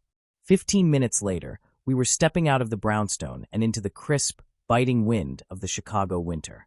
I was buried under a thick wool coat, a scarf, and a beanie, but the cold air hitting my lungs felt like an absolute revelation. It felt like freedom. Liam walked practically glued to my side, his hand resting firmly on the small of my back, guiding me over the icy pavement. The physical contact sent a continuous, comforting warmth radiating through my heavy layers. The local coffee shop was a small, independent place on the corner, smelling heavily of roasted espresso beans and cinnamon pastries. It was relatively quiet, with only a few patrons huddled over laptops at the small wooden tables. "Go grab that booth in the back," Liam instructed, gently steering me toward a cozy corner away from the drafty door. "What do you want?" "The usual. A caramel latte, please," I smiled, sliding into the leather booth. Liam nodded, his eyes lingering on my face for a second before he turned and walked toward the counter. I watched him go, admiring the broad span of his shoulders under his tailored winter coat. My heart did a strange, fluttering acrobatics routine in my chest. I am falling completely in love with this man, I realized, the thought washing over me not with panic, but with profound peace. I pulled off my gloves and rested my hands on the wooden table, looking out the frosted window at the passing cars. "Hello, Noah." The voice hit my ears like a bucket of ice water. My blood froze instantly in my veins. The peaceful sanctuary of the coffee shop shattered. I snapped my head around. Sliding into the booth directly across from me, blocking my exit, was Ethan. I almost didn't recognize him. The immaculately groomed, arrogant executive was gone. His hair was messy, hanging over his forehead. His eyes were bloodshot, ringed with dark, heavy bags. His jaw was covered in a rough, uneven shadow of a beard, and his expensive designer coat looked rumpled, as if he had slept in it. He looked desperate, and desperate men were dangerous. "Ethan," I breathed, my heart immediately kicking into a panicked, frantic rhythm. My eyes darted toward the counter. Liam was trapped behind a line of 3 people, his back to me, completely unaware. "Don't call him," Ethan snapped, his voice a low, frantic hiss. He reached across the table, his hand shooting out to grab my wrist. His grip was entirely too tight, his fingers digging into my skin. I tried to pull back, but he held on. "Let go of me," I said, my voice trembling despite my best efforts to keep it steady. "You have to stop this, Noah," Ethan pleaded, his eyes wide and manic. "You have to tell Liam to back off. Do you have any idea what he's doing?" He froze the accounts. "The board is threatening to oust me. My reputation is completely ruined. He's destroying my life." "You destroyed your own life," I shot back, a sudden surge of anger cutting through my fear. "You did this, Ethan. Now let go of my wrist before I scream." "No." Ethan's voice rose slightly, drawing a curious glance from a woman at the next table. He leaned in closer, his breath smelling of stale coffee and something sour. "You belong to me, Noah. We're getting married. You're just throwing a tantrum because you felt neglected for a few days. I'm sorry, okay? Is that what you want to hear? I'm sorry. I'll take you on a vacation. I'll buy you that studio space you wanted for your stupid paintings. Just come home and tell Liam to call off his lawyers." It was the most pathetic, transactional apology I had ever heard. He wasn't sorry for almost letting me die. He was sorry that his bank accounts were frozen. He was trying to buy me back to save his company. I looked at the man who had controlled my every waking thought for 3 years, and suddenly, the fear evaporated, leaving behind nothing but cold, absolute disgust. "You still don't get it," I said, my voice dropping to a quiet, icy register. I stopped pulling away and leaned forward, looking him dead in the eye. I didn't leave because I wanted an apology. I left because I finally realized I am worth more than whatever scraps of attention you decide to throw at me when it's convenient for your schedule. I don't love you anymore, Ethan. In fact, looking at you right now, I don't think I feel anything at all. Ethan's face went completely pale. The desperate pleading in his eyes hardened into something toxic and furious. "You little," Ethan snarled, his grip on my wrist tightening painfully as he started to pull himself up from the booth, his other hand raising as if to grab my coat. A shadow suddenly fell over the table. Before Ethan could even blink, a large hand clamped down onto the back of his neck with bone-crushing force. "Take your hands off him." Liam's voice echoed through the coffee shop, a low, deadly growl that sounded like a predator cornering its prey. "Right. Now." Liam's grip on Ethan's neck tightened visibly. Ethan gasped, his eyes wide with sudden terror, and his fingers immediately released my wrist. I pulled my arm back, cradling it against my chest, my heart pounding in my throat. Liam didn't let go of Ethan. He leaned down, his face mere inches from Ethan's ear, completely ignoring the shocked stares of the baristas and patrons. "I told you," Liam said, his voice terrifyingly calm, "that if you ever came near him again, I would ruin you. You have exactly 10 seconds to walk out that door before I call the police and have you arrested for assault. And then I am going to call Marcus, and I am going to instruct him to liquidate every single asset your name is attached to." Ethan was shaking. He looked between Liam's murderous expression and my cold, unyielding stare. He finally realized that his money, his manipulation, and his anger meant absolutely nothing here. He had lost, completely and utterly. Liam shoved Ethan forward, releasing him. Ethan stumbled out of the booth, nearly tripping over his own expensive shoes. He didn't say another word. He turned and practically ran out the front door, disappearing into the crowded winter street. Liam immediately slid into the booth beside me, crowding into my space. His large hands gently took my wrist, examining the angry red marks Ethan's fingers had left on my pale skin. His jaw was clenched so tightly I thought his teeth might shatter. "I'm sorry," Liam breathed, his voice thick with rage and regret. "I shouldn't have turned my back." "I'm so sorry, Noah." "Don't apologize," I whispered, reaching my free hand up to touch his cheek, forcing him to look at me. "I'm not bleeding. I'm fine." "He put his hands on you," Liam choked out, his striking blue eyes swirling with a protective fury that took my breath away. "I swear to God, Noah, I am going to destroy him." "I know you will," I said softly, the truth ringing with absolute certainty in my chest. And right there, in the middle of the quiet coffee shop, I closed the distance between us and pressed my lips to his. End of Part 6. Part 7. The Architect of Ruin. The kiss was a sudden, electric collision of pure adrenaline, lingering fear, and profound, overwhelming relief. For a fraction of a second, Liam froze, completely caught off guard by my boldness. But the hesitation vanished instantly. With a low, desperate groan that vibrated in the back of his throat, Liam's large hands slid from my wrists to frame my face, his long fingers tangling in the hair at the nape of my neck. He kissed me back with a fierce, consuming hunger, pouring 2 years of silent longing, unbearable patience, and desperate devotion into a single, breathtaking moment. The coffee shop, the staring patrons, the lingering phantom chill of Ethan's presence, it all melted away, reduced to white noise. There was only the heat of Liam's mouth against mine, the grounding strength of his hands, and the terrifying, beautiful realization that I was finally exactly where I was meant to be. When we finally broke apart, we were both breathing heavily. Liam kept his forehead pressed against mine, his eyes closed as he let out a shuddering breath. His thumbs stroked my cheekbones in a slow, rhythmic motion, as if he was trying to convince himself that I was real, that this was actually happening. "I have wanted to do that," Liam whispered, his voice incredibly rough and raw. "Every single day since the moment I met you." A small, genuine laugh escaped my lips, a sound I hadn't heard from myself in over a year. "Then what took you so long?" Liam opened his eyes. The striking, vivid blue of his irises was burning with an intensity that made my pulse race. "I was waiting for you to realize that you owned me," he murmured, pressing one last, tender kiss to the corner of my mouth. "Come on, we're getting out of here." He didn't bother collecting our untouched coffees. He simply wrapped his arm tightly around my waist, pulling me flush against his side, and guided me out of the shop. The bitter Chicago wind hit us the moment the door opened, but I didn't feel the cold. I was entirely insulated by the heat radiating from the man beside me. The walk back to Emma's brownstone was swift. Liam's jaw was set in a rigid line, his protective instincts on terrifyingly high alert. His eyes scanned the street, the parked cars, the shadows between the buildings, ensuring Ethan hadn't lingered. But the coward was gone. The moment we walked through the door of Emma's apartment, the heavy, deadbolt lock clicking into place behind us, the transition in Liam was instantaneous. The gentle, reverent man who had just kissed me in a coffee shop vanished, replaced by the ruthless, calculating corporate architect who was about to bring an empire to its knees. Emma walked out of the kitchen, wiping her hands on a dish towel. She took one look at my flushed face and the dark, lethal expression on Liam's face. "What happened? You two were gone for 20 minutes. "Ethan ambushed him at the cafe," Liam said, his voice terrifyingly calm. It wasn't the loud, explosive anger Ethan used to wield. It was a quiet, absolute zero wrath that froze the air in the room.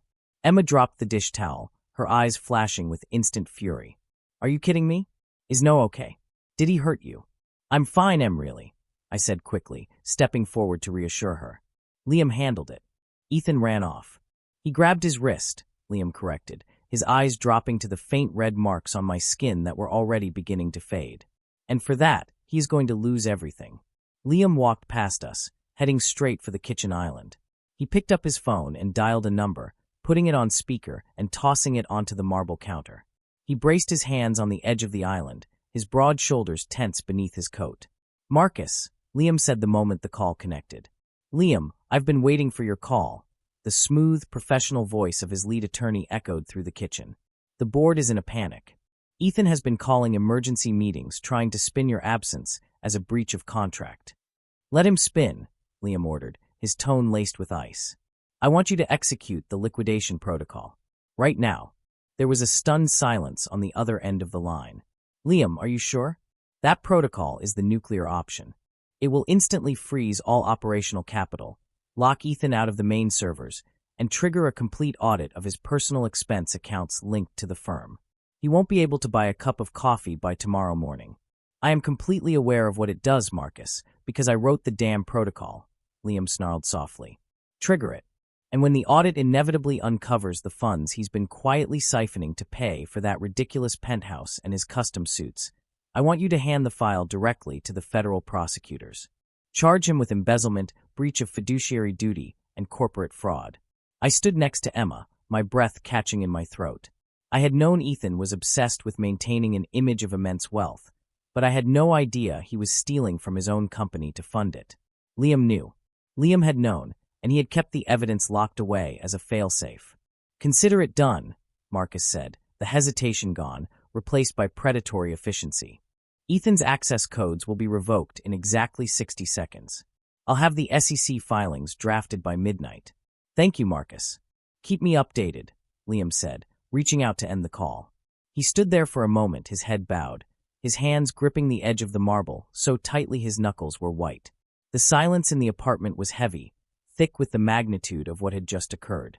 With a single phone call, Liam had obliterated Ethan's entire existence. I walked slowly across the kitchen, stopping right beside Liam.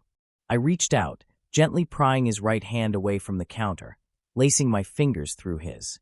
The tension slowly drained out of his massive frame. He turned his head, looking down at me, the coldness in his eyes melting away into that familiar, devastating warmth. It's done, Liam whispered, raising our joined hands to press his lips against my knuckles. He can never hurt you again, Noah. He won't have the resources, the power, or the reputation to ever cast a shadow on your life again. Over the next 4 days, the fallout was biblical. Emma and I watched the financial news networks from the safety of the plush velvet sofa. The collapse of Ethan's career played out like a public execution. The emergency audit Liam had triggered revealed massive discrepancies in Ethan's accounts. The board of directors, terrified of federal implication, voted unanimously to terminate Ethan's partnership without severance. Photos of Ethan being escorted out of his pristine glass office building by security, his face pale and contorted in shock, flooded the local business columns. His assets were frozen. The downtown apartment we had shared, the museum where I had slowly suffocated for 3 years, was seized by the bank pending the federal investigation. I thought I would feel pity. I thought I might feel a twinge of guilt for the man I had once planned to marry. But sitting there, wrapped in a blanket, with the scent of Liam's cologne lingering on the fabric, I felt nothing but a profound, liberating emptiness. Ethan was a ghost, exorcised completely from my reality. Instead of dwelling on the destruction, Liam focused entirely on creation, specifically my creation. On the 5th day, Liam returned to the apartment carrying 2 massive shopping bags from a high-end art supply store. He set them down in the middle of the living room with a heavy thud. "What is all this?" I asked, looking up from the book I was reading. Liam smiled, taking off his coat. "Emma mentioned that you used to be a brilliant painter in college. She also mentioned that you threw out all your supplies when you moved in with Ethan because he said the smell of turpentine gave him a headache and the canvases ruined his aesthetic." My heart squeezed. I had pushed that memory so far down it felt like it belonged to another person. "So," Liam continued, pulling out expensive sable brushes, tubes of high-grade oil paints, and a large, pristine blank canvas. "I bought you new ones. The spare room down the hall has great natural light. I talked to Emma, and we're converting it into your studio." Tears pricked the corners of my eyes. He wasn't just giving me a safe place to sleep. He was actively handing me back the pieces of my soul that Ethan had forced me to abandon. "Liam," I choked out, overwhelmed. "Don't cry," Liam murmured, crossing the room to pull me up from the sofa and into his arms. "You're going to paint again, Noah. You're going to make a mess.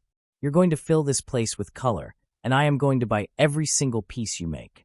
That evening, I stood in the spare room, wearing an old t-shirt, staring at the blank canvas. The smell of oil paint and linseed oil filled the air, a scent I hadn't realized I missed so desperately. I picked up a brush, the familiar weight of the wood feeling like an extension of my own arm. I didn't think about Ethan. I didn't think about the pain, the fever, or the cold kitchen floor. I thought about the ocean. I thought about piercing blue eyes, the feeling of strong hands wrapping around my waist, and the absolute safety of being chosen, fiercely and without hesitation. I mixed deep blues, stormy grays, and brilliant flashes of gold. I was lost in the rhythm of the brushstrokes, the world outside completely fading away, when I felt a warm, broad chest press against my back. Strong arms wrapped securely around my waist, pulling me back against a solid frame. Liam buried his face in the crook of my neck, inhaling deeply. "It's beautiful," Liam murmured, his voice rumbling against my spine. "It's not done yet," I whispered, leaning back into his embrace, letting my head rest against his shoulder. "We have all the time in the world for you to finish it," Liam replied softly, turning his head to press a slow, lingering kiss against the sensitive skin just below my ear, sending a jolt of electricity straight to my core. "The dust has settled, Noah. The lawyers are handling the rest. We're free." I turned around in his arms, careful not to get paint on his expensive shirt. I looked up into the face of the man who had burned an empire down just to keep me warm. I reached up, my paint-stained fingers hovering just above the collar of his shirt. "Where do we go from here?" I asked, my voice barely a whisper in the quiet room. Liam smiled, a genuine, breathtaking expression that reached all the way to his eyes. He leaned down, capturing my lips in a deep, slow, intoxicating kiss that promised everything Ethan had ever denied me. "Anywhere you want," Liam whispered against my mouth. "As long as you're with me." End of Part 7. Part 8, The Ashes and the Crown. 2 months. That was how long it took for the ghosts of my past to finally stop haunting the corners of my mind. 2 months of waking up not to the harsh, demanding blare of an alarm or the sharp criticisms of a man who never truly saw me, but to the soft, golden light filtering through the linen curtains and the steady, grounding rhythm of Liam's breathing beside me. I stood in the center of my makeshift studio in Emma's apartment, a smear of cerulean blue paint across my cheek, wiping my hands on a heavily stained rag. The room was chaotic in the most beautiful, liberating way. Canvases leaned against every available wall, exploding with color and life. After years of being confined to the muted, sterile grays and whites of Ethan's pristine aesthetic, my soul was pouring itself out in violent, passionate hues. Liam had been a man of his absolute word. He hadn't just rebuilt his company from the ashes of Ethan's embezzlement scandal. He had restructured it entirely, taking full, unyielding control as the sole CEO. The federal investigations into Ethan's finances had been swift and brutal. But no matter how demanding the corporate transition was, Liam never brought the stress home. When he walked through the front door of our apartment, the ruthless, untouchable corporate titan was left in the hallway. The man who entered the kitchen was just mine. "You're staring at that canvas like it owes you an apology." I turned, a genuine smile automatically curving my lips.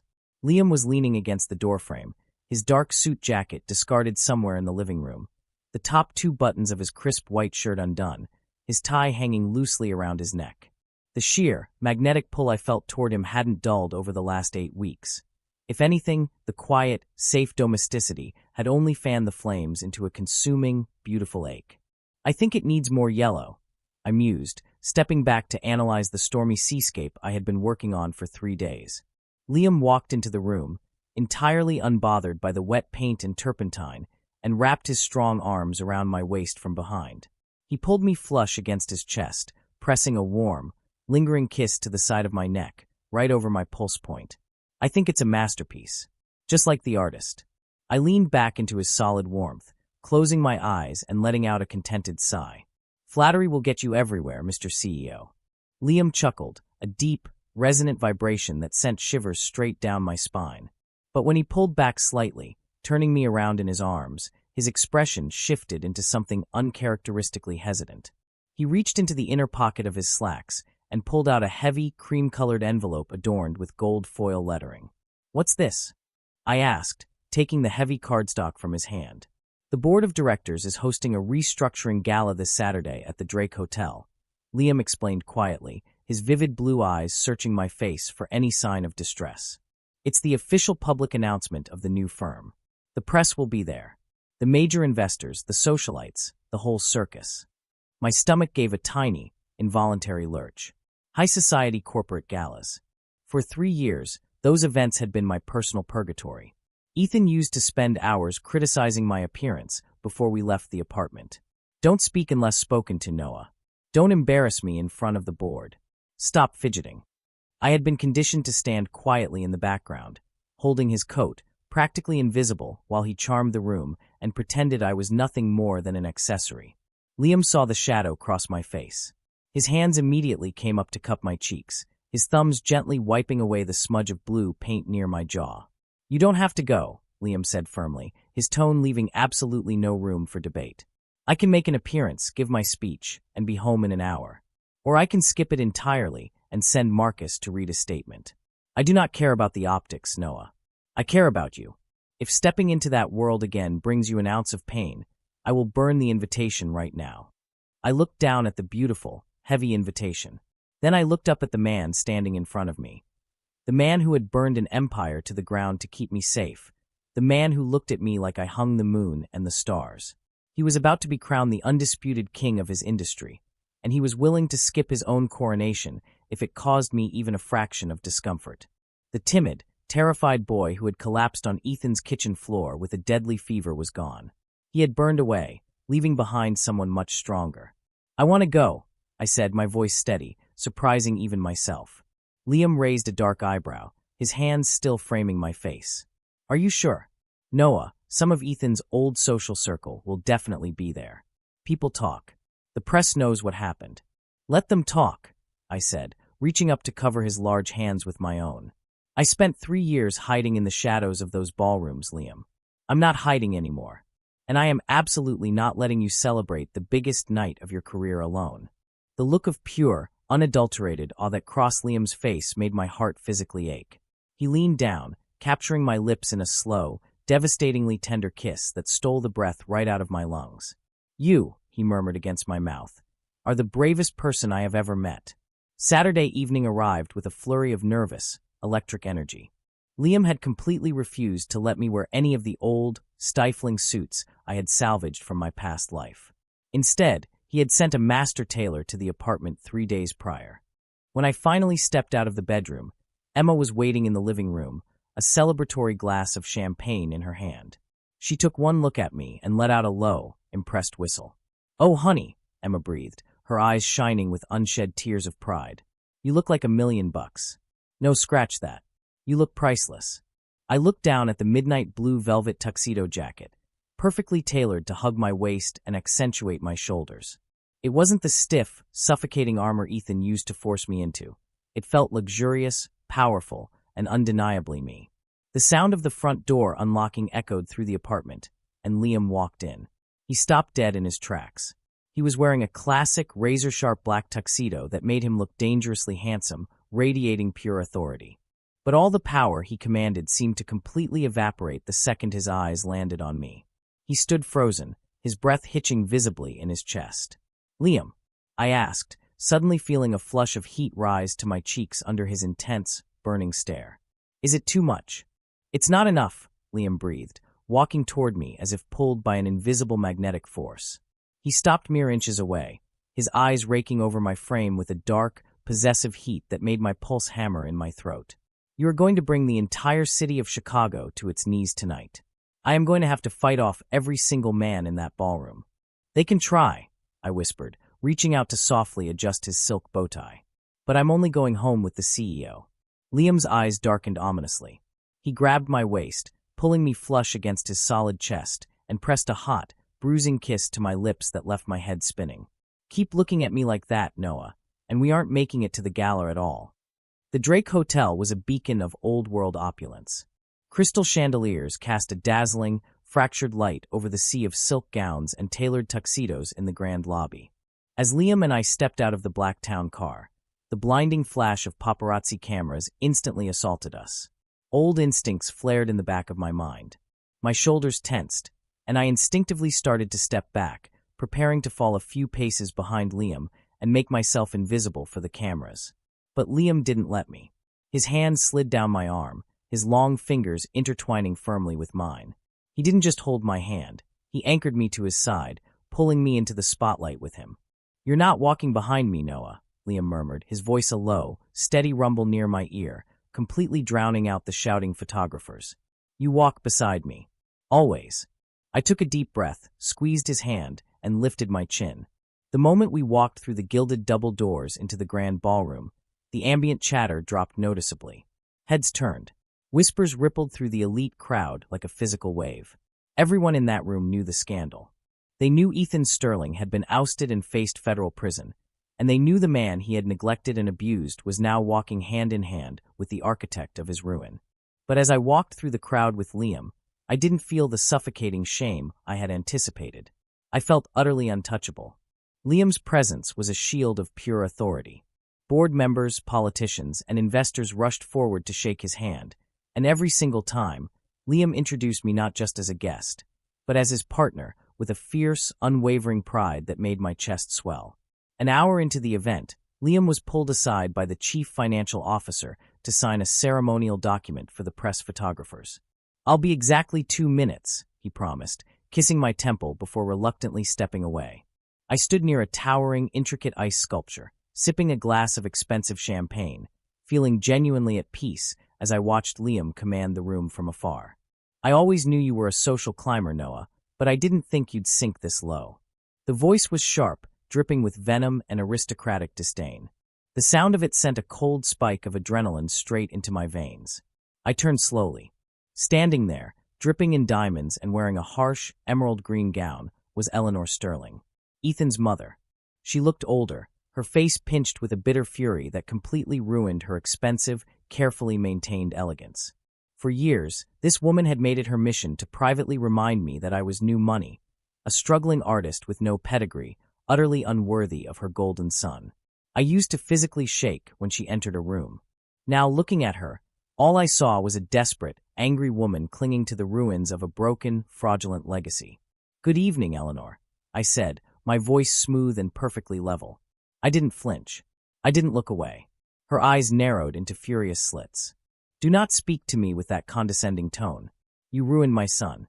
He is facing federal charges, his accounts are frozen, and our family name is a laughingstock. And you just hopped right into the bed of the man who stole his company. You are a parasite." The surrounding guests had fallen completely silent, awkwardly pretending to examine their drinks while hanging onto every single word. In the past, I would have apologized. I would have run to the bathroom, locked myself in a stall, and cried until I couldn't breathe. But the fire Liam had ignited in my soul flared brightly, burning away any remaining fear. I took a slow, deliberate sip of my champagne, lowered the crystal glass, and looked Eleanor dead in the eye. "I didn't ruin your son, Eleanor," I said, my voice carrying clearly and calmly over the soft jazz music playing in the background. "Your son's arrogance and his greed ruined him. He stole from his own company to buy the lifestyle you expected him to maintain. He let me nearly die of a fever because taking me to a doctor was inconvenient to his schedule. As for Liam, he didn't steal the company. He sanitized it. He simply took out the trash." Eleanor gasped loudly, her face turning a violent shade of red.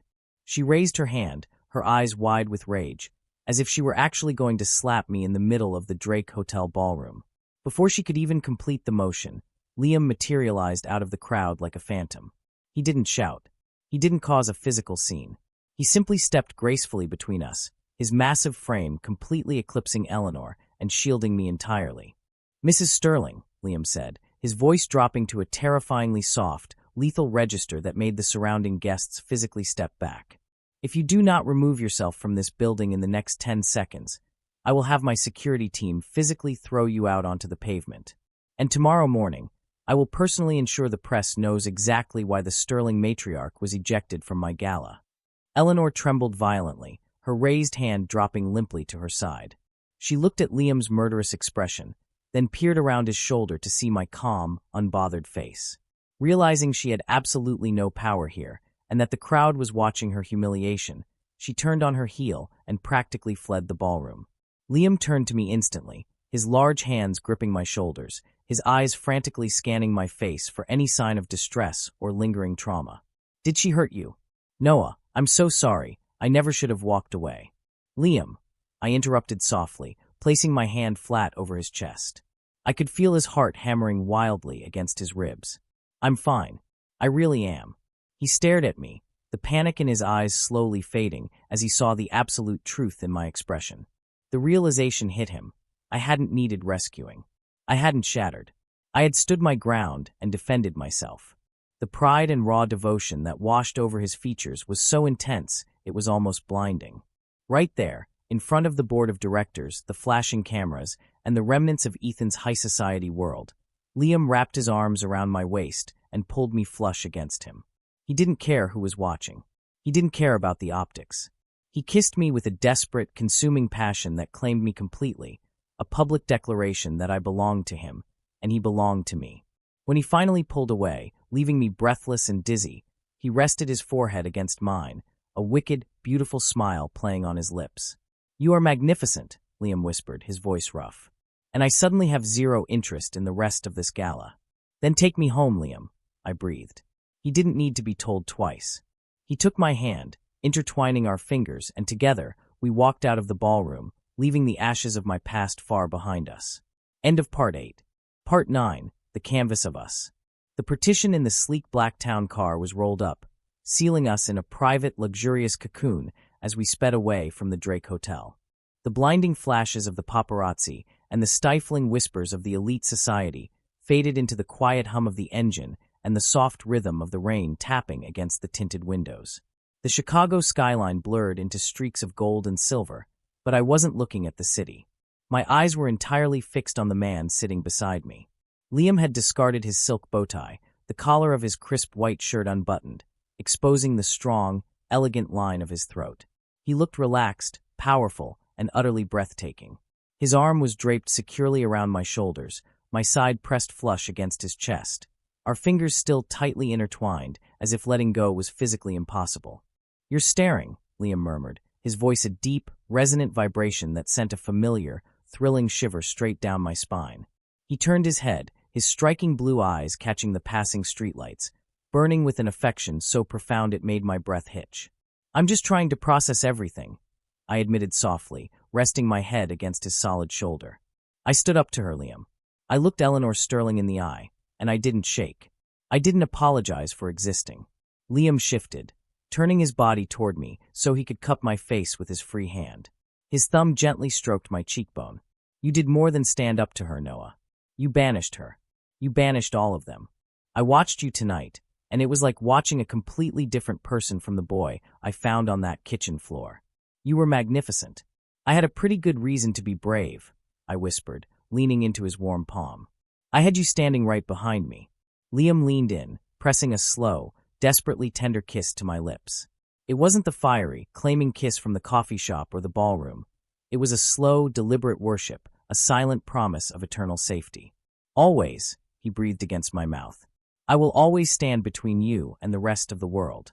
The car glided to a smooth halt, but instead of pulling up to Emma's familiar brownstone, we were parked in front of a towering, ultramodern glass skyscraper in the heart of the Gold Coast. I pulled back slightly, my brow furrowing in confusion. "Where are we?" I asked, looking up at the imposing, illuminated canopy. Liam smiled, a secretive, brilliant expression that made his eyes crinkle at the corners. He didn't answer immediately. He simply climbed out, opened my door, and offered me his hand. I took it without hesitation, letting him lead me past the bowing concierge and into a private, wood-paneled elevator. He swiped a sleek black keycard, and the elevator shot upwards, bypassing dozens of floors until it reached the very top. With a soft chime, the doors parted, opening directly into a sprawling, breathtaking penthouse. The space was a masterpiece of architecture.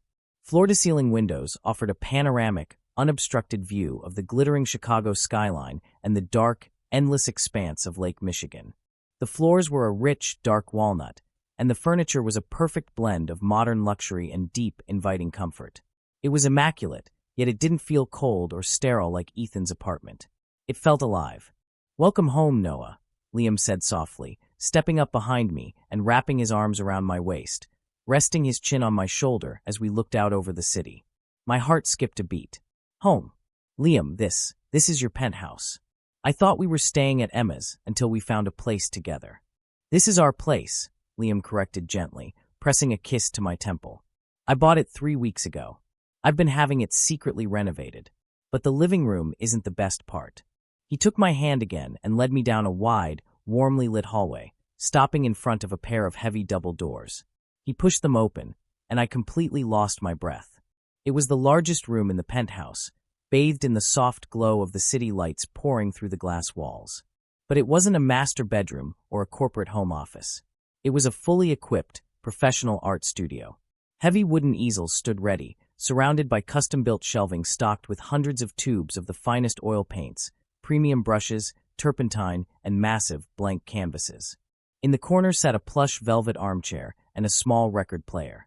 "Liam," I choked out, my hands flying to cover my mouth as tears of pure, overwhelming shock and gratitude prickled my eyes.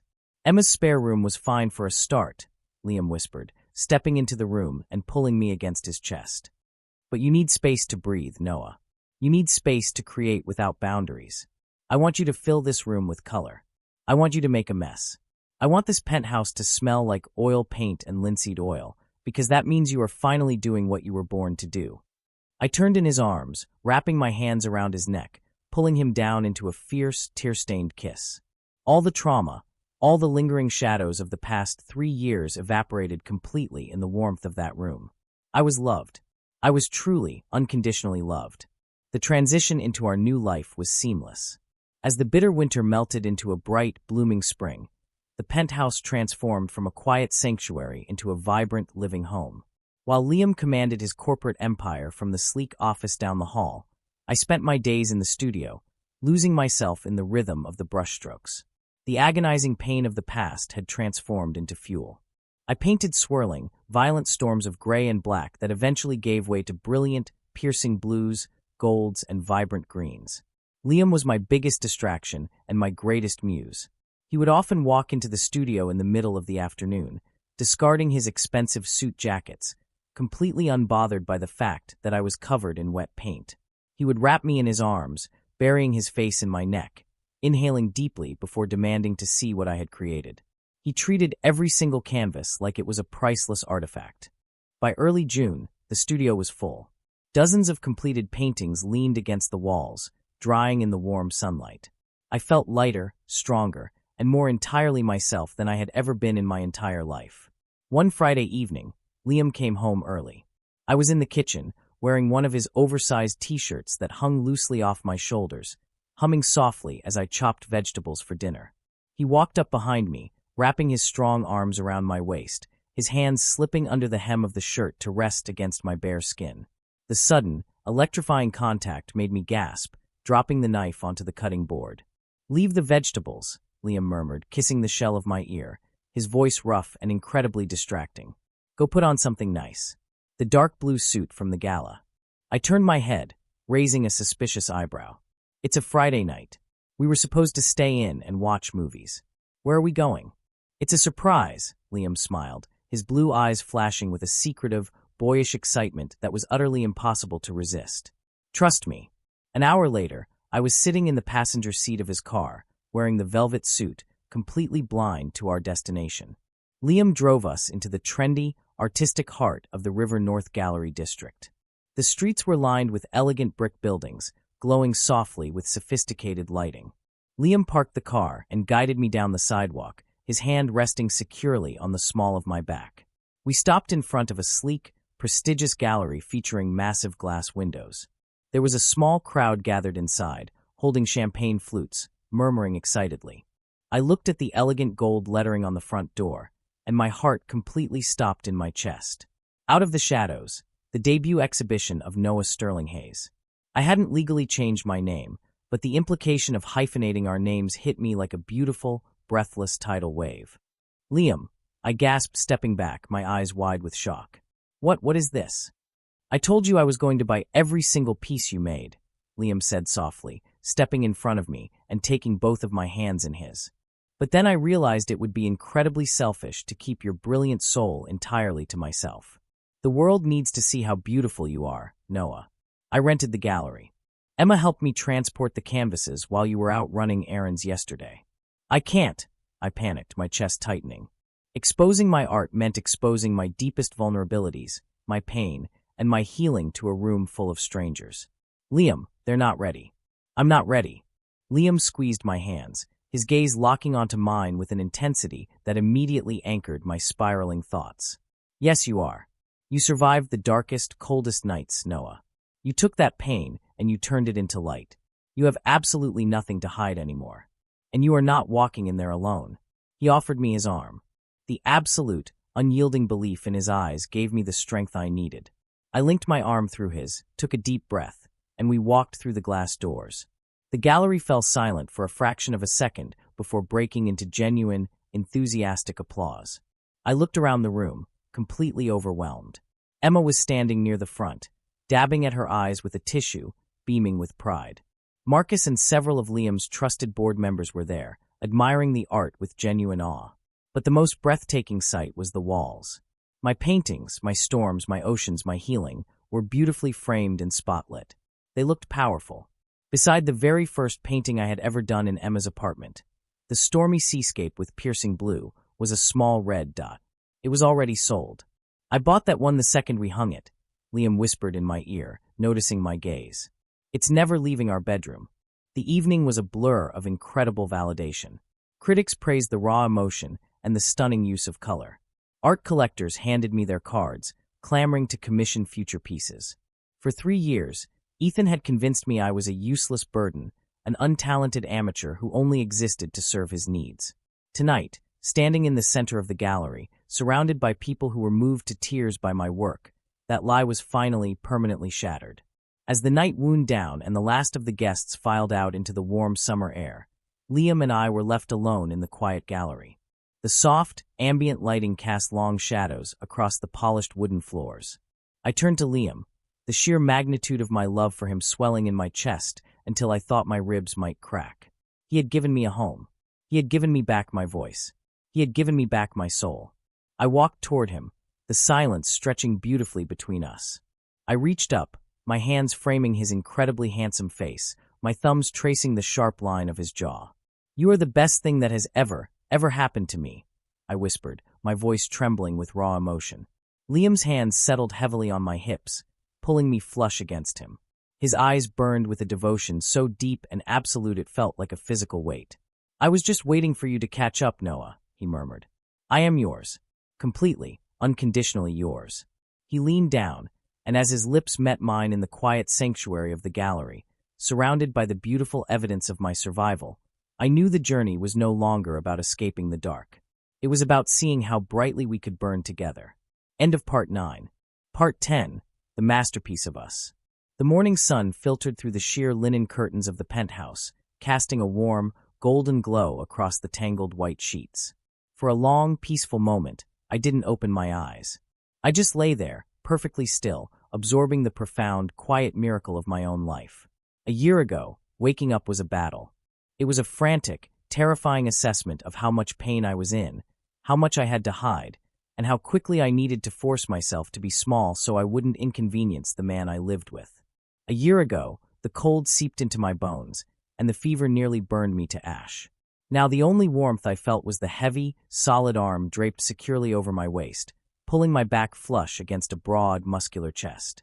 Liam shifted in his sleep, his face burying into the crook of my neck. He let out a low, contented sigh, his breath ghosting over my skin and sending a familiar, electric shiver down my spine. Even in sleep, his grip on me was possessive and fiercely protective, an anchor keeping me safely tethered to this beautiful reality. I turned slowly in his embrace, careful not to wake him. His dark hair was messy, falling over his forehead, and the sharp, ruthless lines of the CEO were completely softened by sleep. I reached up, my fingers gently brushing a stray lock of hair away from his striking face. His striking blue eyes fluttered open slowly.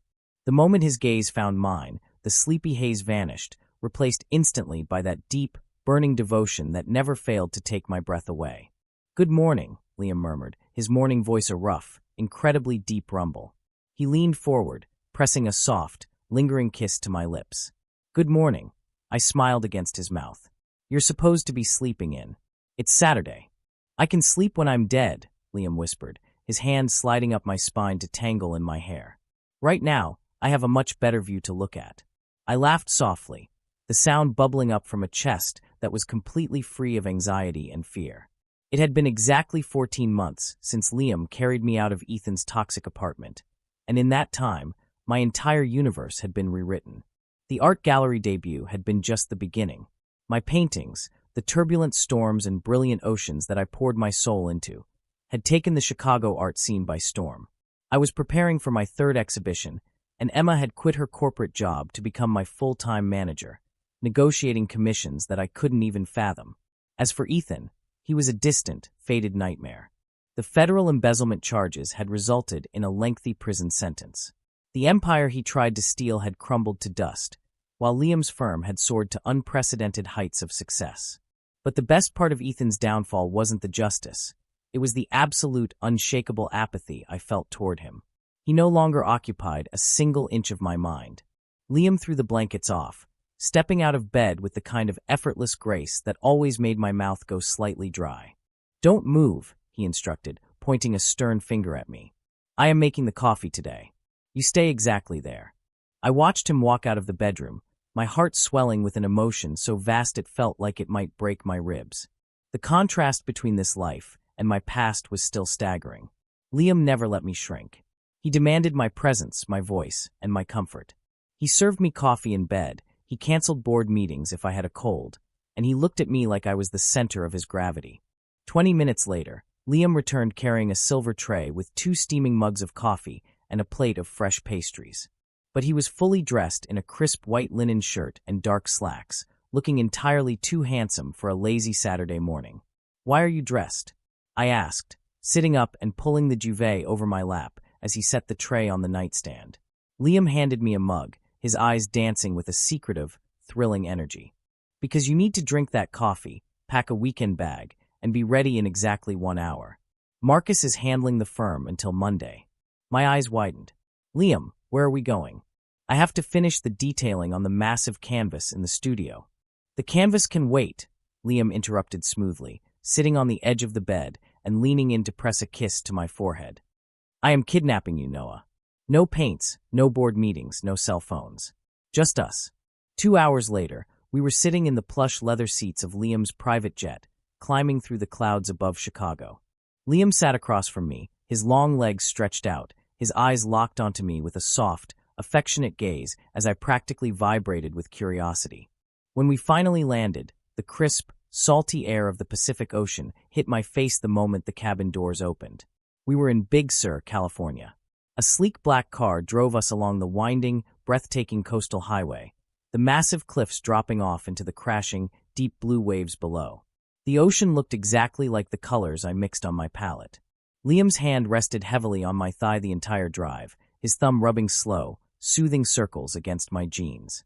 The house Liam had rented was an architectural marvel, a glass and timber masterpiece perched directly on the edge of a cliff, overlooking the endless expanse of the ocean. There were no neighbors, no paparazzi, no sounds of the city.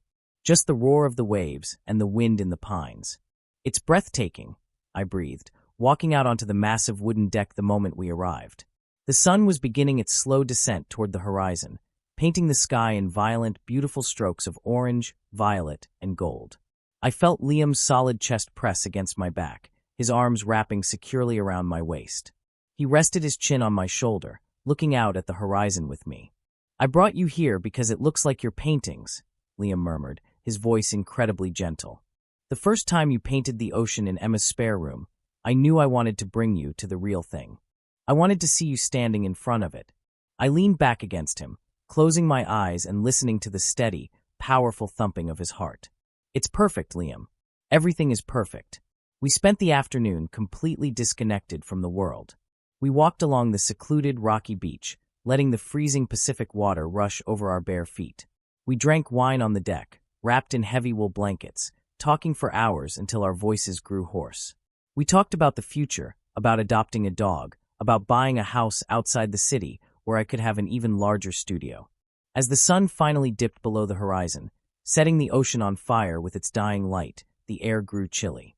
I pulled the wool blanket tighter around my shoulders, turning to look at Liam. He was already looking at me. The casual, relaxed demeanor he had carried all day had suddenly vanished. His jaw was tight, and his striking blue eyes were blazing with an intensity that made the breath catch in my throat. He looked nervous. Liam, the man who commanded boardrooms and tore down corporate empires without breaking a sweat, was actually trembling slightly. "Liam," I asked softly, my heart suddenly beginning to hammer against my ribs. "What's wrong?" "Nothing," Liam breathed, stepping closer to me. He reached out, taking the blanket from my shoulders and letting it fall to the wooden deck. He took both of my hands in his, gripping them tightly. "Noah, exactly 14 months ago, I walked into an apartment and found you dying on a kitchen floor. It was the most terrifying moment of my entire life. My breath hitched at the sudden, heavy shift in his tone. I thought I was too late, Liam continued, his voice cracking slightly with the raw emotion he was pouring into the space between us. I thought I had waited too long, kept quiet for too long, and that I had lost the only person in this world who ever made my heart beat. But you fought. You survived. You let me carry you out of the dark, and in doing so, you completely saved me. Tears sprang to my eyes, hot and fast, blurring the image of the setting sun. You think I'm the one who rescued you, Liam whispered, stepping so close our chests brushed. But the truth is, Noah, you are the strongest, bravest, most breathtaking person I have ever known. You took the ashes of your past, and you painted a masterpiece. You taught me how to actually love someone. You gave me a home. Slowly, deliberately, Liam released my right hand. He took a half step back, and right there on the wooden deck overlooking the crashing Pacific Ocean, the billionaire CEO dropped down onto one knee. A choked gasp escaped my lips. My hands flew to cover my mouth as the tears finally spilled over my eyelashes and tracked down my cheeks. Liam reached into his jacket pocket and pulled out a small, velvet box. He flipped it open. Inside wasn't a cold, heavy platinum trap like the one Ethan had given me. It was a band of brushed, warm gold, embedded with a single deep blue sapphire. The exact color of the ocean, the exact color of Liam's eyes. I don't want to spend another single day of my life just calling you my partner, Liam said, looking up at me, his own eyes shining with unshed tears. I want you to be my husband. I want to spend the rest of my life making sure you never feel cold, or ignored, or invisible ever again. Noah, will you marry me? For a second, the entire world stopped spinning. The roar of the ocean faded. The wind stopped blowing. There was only him. Only Liam, offering me the world, offering me his entire heart, without asking me to shrink, without asking me to change. Yes, I sobbed, dropping to my knees right in front of him on the hard wooden deck. Yes, Liam. Yes. Liam let out a ragged, breathless sound of pure, unfiltered relief. He slid the beautiful gold and sapphire band onto my left ring finger. It fit perfectly. It didn't feel heavy. It felt like a promise. It felt like flying. Before I could even admire it, Liam's large hands framed my face, and he kissed me. It was a kiss that held the weight of 1,000 silent vows, a desperate, beautiful collision of two souls that had fought through the absolute darkest hell to find the light in each other. I wrapped my arms tightly around his neck, holding on to him as if my life depended on it, though I finally knew, deep in my bones, that I was entirely safe. The boy who had collapsed in silence was gone forever. I had found my voice, I had found my art, and sitting on a cliff at the edge of the world, wrapped in the arms of the man who worshipped the ground I walked on, I had finally, truly found my home. End of story. And that brings us to the end of Noah and Liam's incredible journey. Wow, just take a deep breath with me for a second. What an absolute emotional roller coaster. From the suffocating, freezing cold of Ethan's pristine apartment to the breathtaking, golden warmth of that cliffside in Big Sur. That was a beautifully satisfying ending. Let's unpack this together for a minute, because there is so much to talk about in this story. Noah's journey is honestly heartbreaking, but also incredibly relatable for anyone who has ever felt like they had to make themselves smaller just to fit into someone else's world. Ethan represents that deeply toxic, transactional type of relationship. He didn't actually love Noah. He loved the convenience of Noah. He loved having someone to iron his suits, someone to stay quiet, someone to be an accessory. It is terrifying how someone can condition you to believe that your pain, or your illness, is just an inconvenience. It literally took Noah collapsing with a deadly fever for that toxic illusion to finally, completely shatter. But isn't it poetic how the absolute worst, scariest moment of Noah's life was actually the catalyst for his rescue? And then we have Liam. Liam is the absolute gold standard, isn't he? What I love most about Liam's character is that he didn't just save Noah physically and then try to control him. He handed Noah the tools to save himself. He bought him the paints, he built him the studio, and he gave him a safe space to find his own voice again. Ethan wanted a pet, but Liam wanted a partner. Did you notice the difference in the rings? Ethan gave Noah a heavy, platinum ring that felt like a trap, but Liam gave him a warm gold band with a blue sapphire. The color of the ocean, the color of freedom, and the color of Liam's eyes. And that scene at the gala? When Noah stood his ground against Ethan's mother, and Liam just stood back, watching him with pure pride before stepping in. That is what real, unconditional support looks like. Now, I want to turn it over to you guys. I have a few questions for you, and I'll be hanging out in the comments reading your answers. First, at what exact moment did you realize Liam was completely and hopelessly in love with Noah? Was it when he found him on the kitchen floor? Or do you think he was secretly plotting to steal him away long before that? Second, what was the most satisfying moment of karma for Ethan in your opinion? Was it when Liam froze the company accounts? Or was it that intense coffee shop scene where Liam practically growled at him to back off? Let me know your favorite moments and your thoughts down in the comments below. I love reading how you guys interpret these characters. If this story made your heart race, if it made you angry, and if it ultimately made you swoon, please hit that like button right now. It takes 1 second, but it helps the channel grow so much.